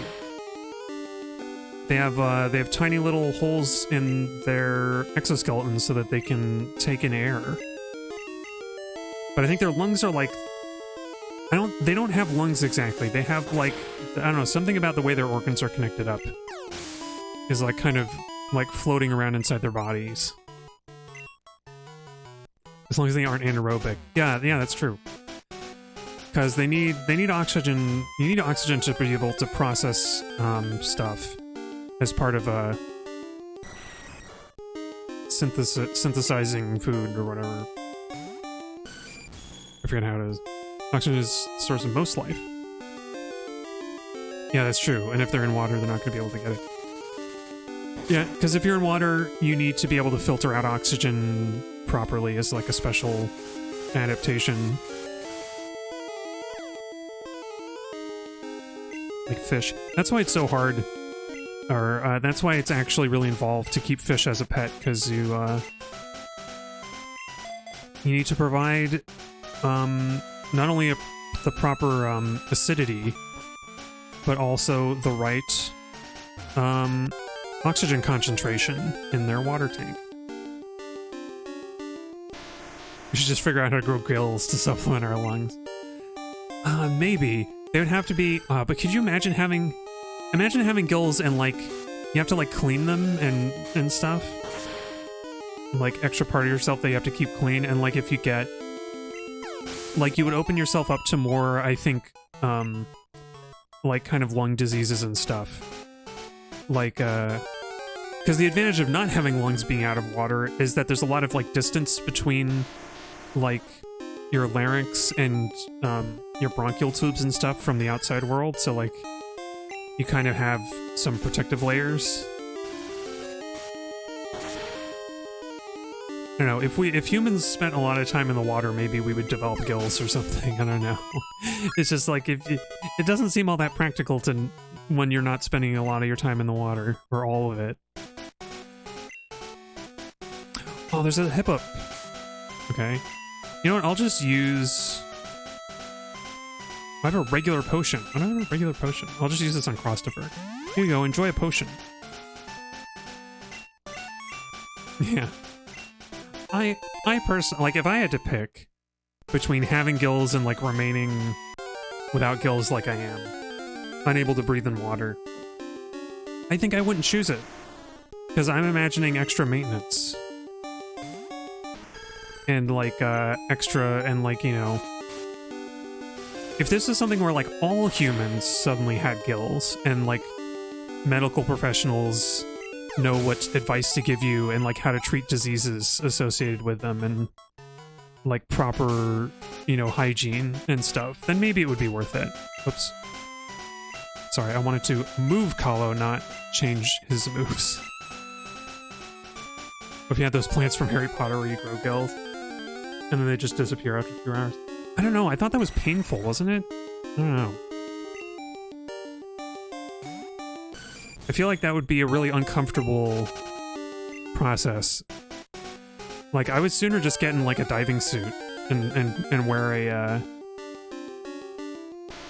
I would sooner just, like, get the, like, diving apparatus, you know, get a scuba gear. You know, at that point. I mean, I don't know, I guess it's, like, more convenient to have a little thing you can pop into your mouth that you keep in your pocket in an emergency. I don't know what emergency you would find yourself, like, in the need to breathe in underwater, though, where you could still, like, eat something. Could be external gills, too, if we make them efficient enough. Yeah.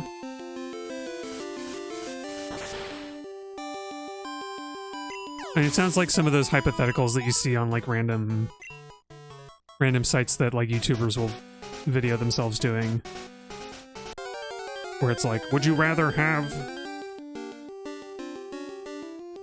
Like, would you have, like, kind of a would you rather thing. Maybe you get a cruise ship and you get stuck there because you just need to do one more Pokemon trait and it capsizes. Oh no. That's true. I mean, if that's the case, I would kind of rather have a Pokemon that could ferry me to the shore. Like a Lapras or something. Yeah. Maybe I'd be glad if I could breathe underwater. External gills, huh? Maybe.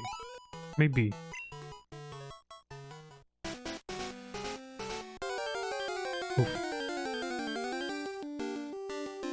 I just want to heal. gonna heal up and then I'm gonna come back and actually use the repel. I'm gonna empty out my inventory a little. Because I want to get whatever item is left in here, and I want to hatch the egg by running around.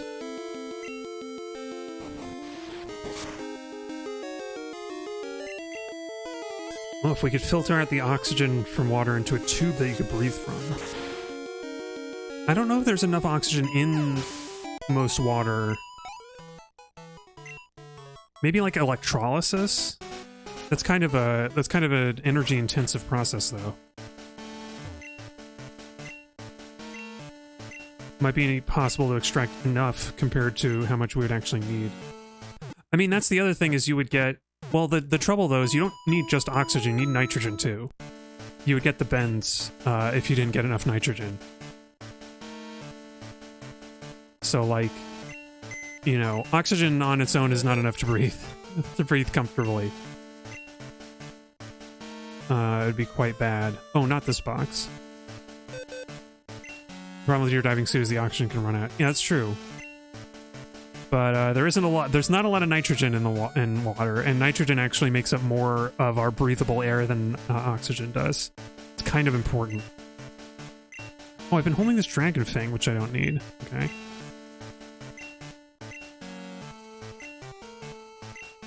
Powered gills, you just run out of power instead. Yeah, it could be. Like, you would have to figure the nitrogen problem would be a big one. I think that's the only reason that we don't... The only reason we don't have some kind of electrolysis breathing apparatus thing already is the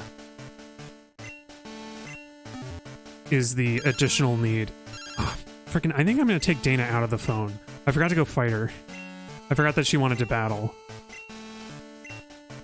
Oh yeah, but off stream she gave me a Thunderstone, which I guess is a thing they added in Crystal where some of the trainers will give you evolution stones.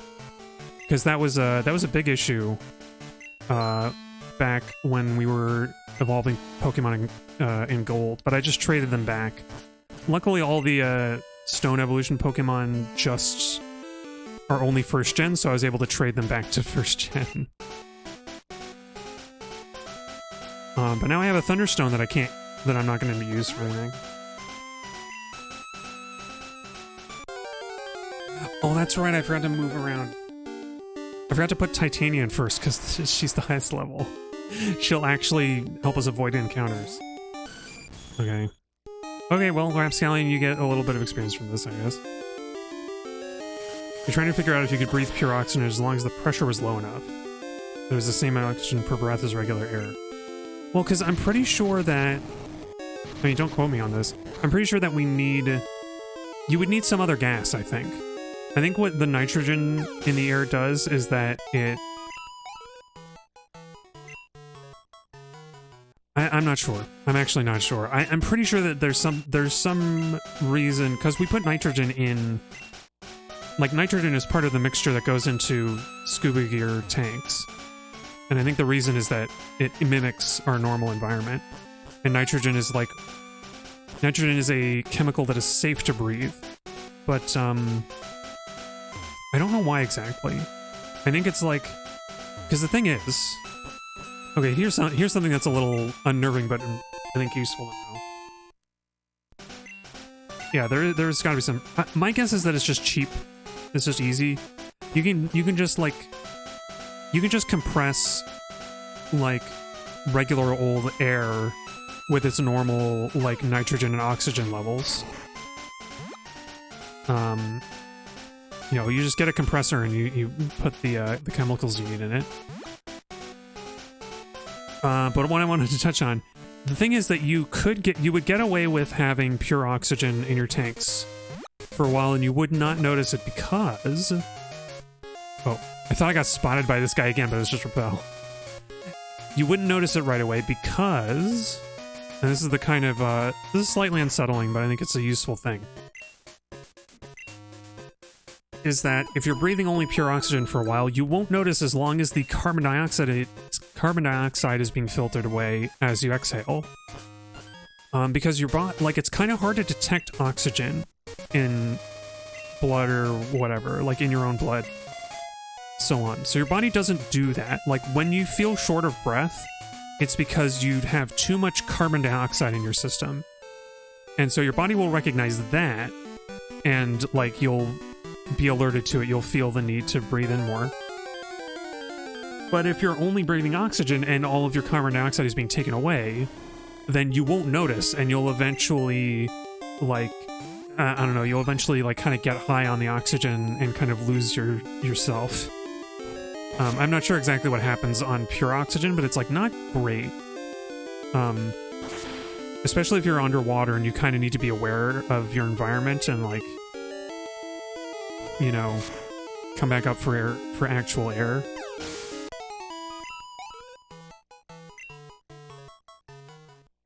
So yeah, so not breathing pure oxygen is kind of important. Also, I didn't know there were noctiles here. I liked to use this area to level up before the Elite Four instead of the actual Victory Road, because these Pokemon have some decent EVs, I think. Like Raticate has attack and speed, which I think is good for any of our physical attackers. And then in the water, I think there are Tentacruels who have speed and special attack. I don't know what they have in Crystal though. I guess we'll find out. We'll find out when we get our when we get Antoad back to bring us around in the water. Well, that's true. Pure oxygen could also be a hazard at lower pressure, just on its own, yeah. You're not likely to set off... You're not likely to ignite it underwater, but, yeah, I don't know. There could be problems there for sure. Rascallion, you can get in there. Yeah, I think this is what I'm going to be doing a bit of over the weekends. Oh, you sneaky Noctowl. At least Rapscallion is naturally faster than you.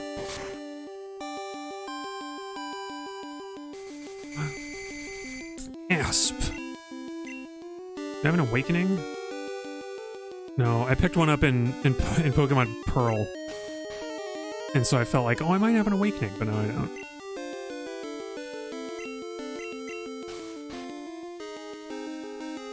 NASA used pure oxygen for the astronauts, did they? You know, maybe I'm wrong. Maybe they kept it at low pressure.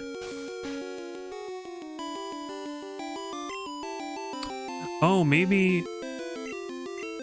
Actually, now that I think about it, low pressure might be the thing. Because underwater... Like, nitrogen is...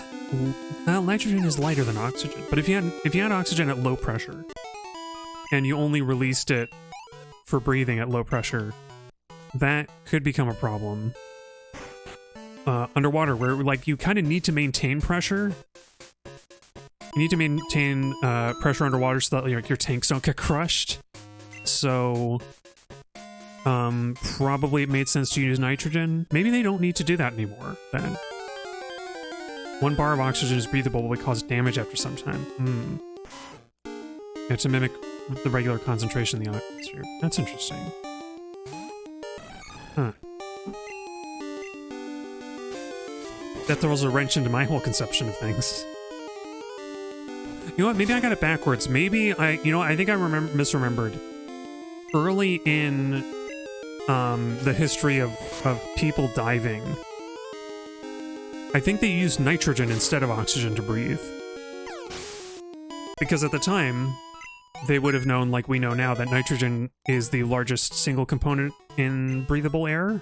Largest single element. Or, well, like, molecular element. Like, it's 2 nitrogen atoms. But then, people were only breathing nitrogen, and they would freaking die. I don't know. That doesn't sound right either, because only breathing nitrogen would kill you, so... I don't know. Oh, for Apollo 7, they switched to 60% oxygen, 40 nitrogen. Okay. So they do use some nitrogen, too. I feel like that makes sense. That would have made sense. Yeah. Okay, that's... So I'm not crazy that we do have some nitrogen in the mixture.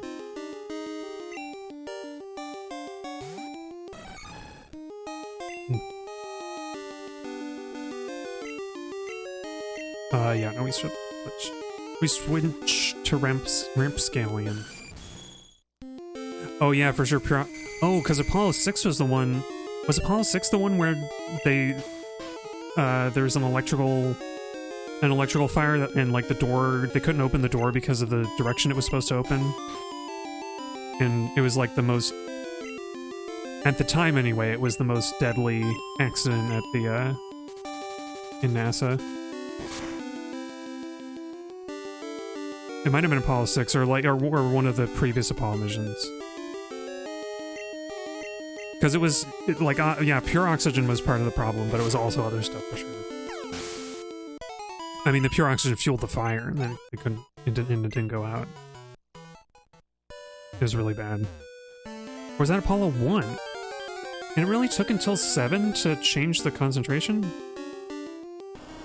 Huh, that's a little unnerving. Although maybe the other ones were not, like, exactly crude. Yeah, I don't know. Oh, oops, I forgot we're fighting a Noctowl. Oh, because they lowered the pressure to win the race. Oh, and yeah, trying to win the moon race, yeah. They continue using it after anyway, because of the pressure. Yeah. Yep. Really, I forgot that was Apollo 1. Actually, that does make sense, though. Like, certain... And then I'm pretty sure after that they became really concerned with safety. Safety in as many ways as they can. Because it's pretty impressive how many contingencies they design around at NASA.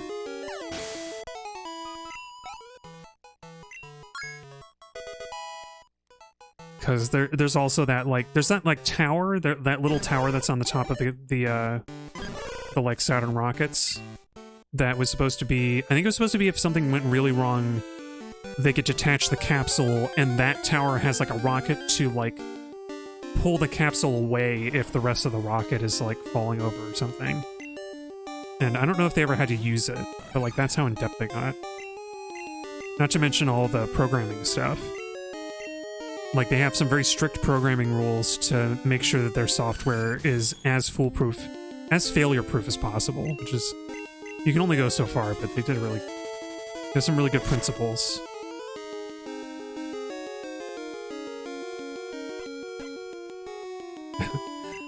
We got... Yeah, how did we get to this? Gills and breathing underwater. We were talking about bugs. We were talking about bugs being able to breathe underwater. Yeah. Which is that most bugs can't, because they have to breathe through their exoskeleton. Okay, Quagsire. I'm gonna see if I can knock you out before you run away. Oh hey, thanks. I'm really proud of this PNG. This PNG took a few passes, I should say. This is basically the final version that I like a lot too. I'm happy with how it turned out. Thank you. It's actually, I actually imitated the same palette they used for, I think, the Sand Slash sprite. And maybe Noctowl has the same one. I have to revamp it for Gen 3. Yeah. I kind of would want to just keep it, because I'm already too lazy to make more frames of animation for it than just the, like, basically 3 that I have in the resting pose. But maybe. That'd be so much detail. Basically, like, working it down to a little sprite like this kind of allowed me to hide my own, like, ineptitude as an artist. So that, like, it's a simple enough sprite that I don't have to worry about it. I did think if I ever did, like, a Pokemon Stadium or Coliseum or any of the 3D Pokemon games from older generations, that, like, I could try doing, like an actual 3D VTuber setup. I think that would be fun.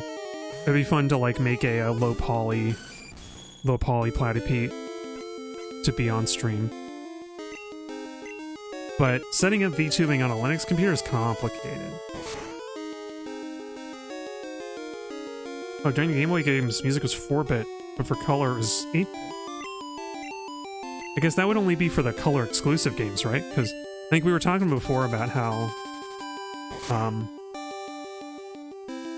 many of the many games released for the Game Boy Color were like, they were designed to be backwards compatible with the regular Game Boy, and they were like Game Boy Color enhanced if you played them on a GBC. So I wonder if, I feel like the Pokemon games, because Gold and Silver were supposed to be backwards compatible, so I feel like the music was designed to still be only 4-bit, like to only utilize 4 bits. But I bet some other Game Boy Color games actually used the full range. Oh, they could have used 2 soundtracks to be backwards compatible. Oh. Yeah, that's true. That would be a lot of data. Yeah, exactly. That's a lot more data to fit on the ROM. And with Pokemon, you already have to put a lot in here, so I wonder if they would even do that. It's gonna hatch soon. Okay, I thought we were at the hatch. I thought we were at the hatch soon stage already, but I guess not. We got the little animation this time. Yeah. And actually, I'd like to hear which games actually use the full Game Boy Color range of audio. Because this one sounds like it's still using just like 3 channels. Which, you know, I used to not like that, but I actually like how attack sounds and Pokemon cries interrupt the music. I feel like it kind of automatically, you don't have to balance the audio levels against each other. It just interrupts the channels, and then you can still, like, you can hear the Pokemon cries and the battle sounds over the music. Like, ironically enough, it actually kind of works. Oh, you got Gen 1 trivia. Actually, Gen 1 is... Gen 1 and 2 are, like, tied for my favorite gens at the moment. Just because those are the ones I grew up with. Go ahead and shoot. I think we've discussed a little bit of it before, but I'm sure there's a lot that I haven't heard of. Oh, close one. We almost got him. I think Raticate goes first now. Come on, Christopher. Okay, he's okay. He can survive a Hyper Ring. Must be those Graveler and Onyx DVs. Or EVs, because this is before IVs.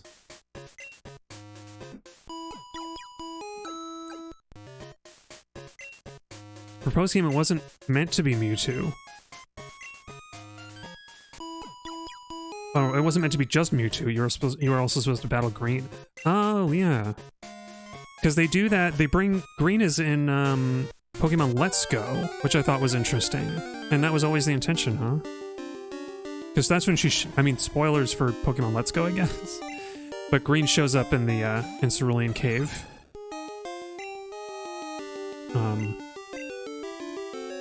Yeah, that's cool. Because, yeah, I know...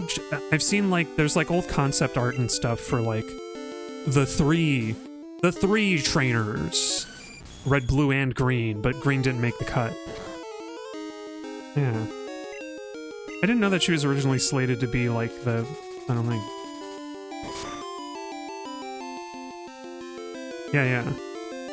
This includes green, which is the Japan-only game. Yeah, no, yeah, I think I know what you meant. Yeah. Like, way back in Japan. Like, the very original designs for the games. Game that can do WAV samples. Like, Windows audio? Windows audio format? Or is it just a format that's like WAV? Because WAV is like Windows.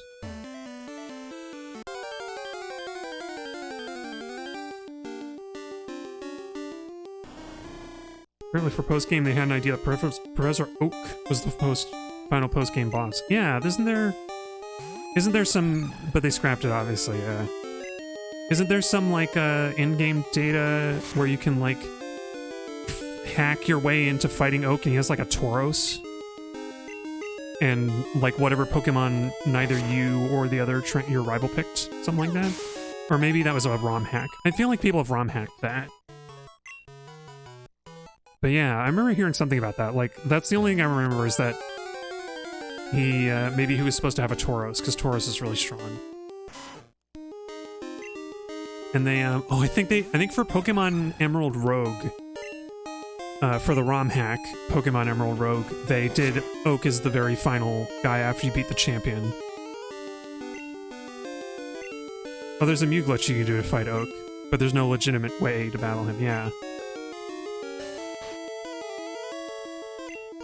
Yeah, so that's odd. Like, they got far enough that there's some data for an Oak fight in the game, but you can't, like, actually, they didn't finish it. That's a shame, because I guess they couldn't really justify Oak battling you, maybe? I wonder. Most people don't realize that Red was Japan exclusive as Green. Yeah. No, I know that. Like, Red and Green were the first games, and then Blue was an expansion that was released in Japan along with Red and Blue in the US, but US Red had the changes they made in Blue, so we never got, like, the original Red. Oh yeah, you were saying the same thing I'm saying. We're talking at the same time, Amako. Similar minds. Similar minds. Oh, I've lost track of time as well. I think after this battle, we're gonna have to end the stream, unless I can get... Actually, you know what? I'm just gonna bike up and down a little bit, and we're gonna hatch this egg, because, I want to know what we got. Oh, come on, Noctel. I'm trying to end the stream. I gotta go sleep. I want to play more Pokemon Pearl.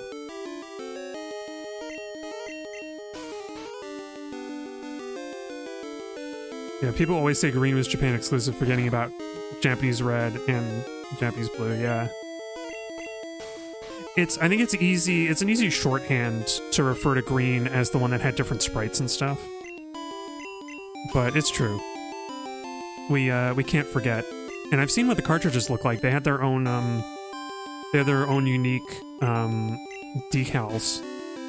They had the, like, circular pocket monsters kind of diagram behind the monsters, and they look different. I think they had different art on the cartridges. I mean, which is to say different art for the Pokemon, which I think is neat. I really like looking at the really early Sugimori art for all the Pokemon designs. The stuff that looks like it must have been scanned in from, like, watercolor or whatever he used to draw them. Okay. I'm gonna heal up, and then we're gonna bike up and down until this frickin' egg hatches. Oh, and city-wise in Gen 1, there was meant to be another city. It was cut. There was a central area where the ocean is. Oh, but there's supposed to be another one, but there's limited. There's no data in it. Oh. It's gonna be Tyrogue. Oh, is it? Is the odd egg gonna be a Tyrogue? Is it always Tyrogue? I thought it was supposed to be a random from a random possible of several different Pokemon. I mean, I kind of want to see if it's shiny, even if it is just gonna be a Tyrogue. Yeah. I mean, I thought there was a chance it could be like a Pichu or Cleffa. Oh, you're putting your guesses? Oh yeah, actually that's a good idea. Put in your guesses now. What baby Pokemon are we getting from the egg? This is the odd egg from the thing. Well, you can glitch to the extra city, but if you step in the area, it crashes the game. Yeah, because it'll be incomplete. But you can glitch to that area, I guess. Yeah, I never really thought it was that odd that there was this big body of water over there, but now that you mention it, it does make sense that the rest of the game's map is a lot more packed. Yeah, it's... Okay. This path is a lot shorter than Goldenrod's main street, but it'll do. Yeah. I feel like Pokemon, even Pokemon Gold and Silver, I think, are great places for glitch showcases and exploits. But especially first gen Pokemon. There's like so much you can do with it. You think they'd have made it? You think they'd have added the city back in like Fur Red, Leaf Green, or even like Let's Go? Yeah, but neither of them. I guess they were like. I guess they were stuck in the design that they had. They didn't want to deviate. They didn't want to deviate that much. And who knows, maybe it wasn't, maybe, I imagine it wasn't as finalized as, like, Leaf, you know? Okay, here we go. Here's our egg. We're closing the betting stalls now. All bets are final. Oh, man. This is Smoochum. It's not even shiny. Smoochum is kind of my least favorite. We don't need to nickname Smoochum. She's not joining the team. Hi, Smoochum. She has Pound, Lick, and Dizzy Punch. Wait, what's Dizzy Punch? Oh, Confusion. That's right.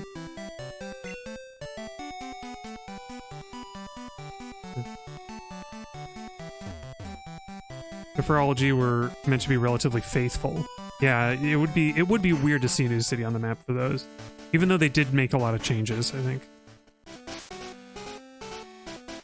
The city made sense that you're supposed to be sailed off to in Gen 2. Oh yeah, like Vermilion kind of needs to have a body of water next to it, otherwise it's just surrounded by... Otherwise it's just surrounded by roads and land masses.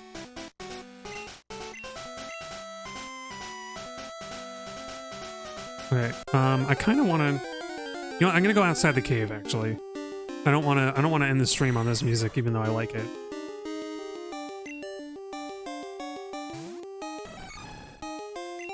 Whoops.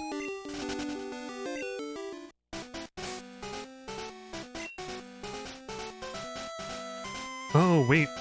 Fire Red and Leaf Green didn't let you get any of the Gen 2 evolutions until you had beaten the game and unlocked the national decks? That's kind of a bummer. I don't remember that part. Oh, actually, that does sound weirdly... There's some, like... There are a lot of, like, bummer things I remember about Fire Red and Leaf Green, and I don't remember all of them. But I think that's why I was, like, never much of a fan of it, and maybe why I fell off of Pokemon a little. Although, mostly I never played any later generations, because I never had a DS as a kid. So I could never play, you know, I'm only playing Pokemon Pearl just now, as an adult. And, at some point, I'll be playing, I'll for sure, I'm hoping to try out Black and White and X and Y and see how they are. The little location, oh, with this, that the city was never made in, it would have made sense. Oh, it would have made sense why it would, for it to exist in Gen 2, because it's closer to Sail 2, you mean? Oh, I think I know what you mean. Because Vermilion is also a port city, but like, if you think about the surrounding areas, Vermilion is like a port city on a lake, and not like there isn't really an outlet for it to go into the ocean anywhere. Or maybe they could have designed in like the cycling road to be more of a bridge, like have a drawbridge on it or something. It's strange. The layout of Kanto is a little odd when you think about it too much. Well, at any rate, thank y'all for joining me. On Monday, I guess we're going for the Elite Four. I'm gonna have to train up everybody. Some more, because, I really want to get Titania. Titania needs to get to evolve. She only needs to get to level 50 to get all of her moveset, but to evolve, she needs to level 55, so that's gonna be a lot of work. But I have two rare candies, so I think I'm gonna just rare candy her, on Monday. I'll get her to level 53, and we'll just do rare candies. Victor Vaughn, he finally got Flamethrower, which is awesome, but I still want him to learn Crunch before he evolves. So that's gonna be like level 50-something, I think, or 43. Christopher, the rest of these are all good, and Toad, who's in the box. The rest of these all just need levels to be able to like not die at the Elite Four, basically. So look out for me on Monday as we continue Crystal. And with any luck, Monday will be the final Crystal stream where we get Celebi and trade it over to the main game, to Gold. Because, you know, surprise, surprise, Pokemon Gold is the main game where I'm filling out the Pokédex. In retrospect, kind of wish I maybe had done Crystal as the thing, but it's too late. Gold was my childhood game, and I settled on that as being the one. then I fill out. So that's what we're doing. It doesn't really matter. I mean, I would have liked to see... The difference is I would have liked to see all of the animations, but I guess somebody has done a compilation on YouTube where you can look them up, or go onto like Cerebi.net and they might have them. So it's not much of a loss. Probably not going to be touching it much after it's completed. That's true, yeah. Because there's so many other Pokemon games I haven't played that I kind of do want to touch on, and we're coming up on October where I was gonna try and do a scary game, like, you know, just to as tradition. So yeah, thank y'all again for joining me, and until next time, I'll be seeing ya.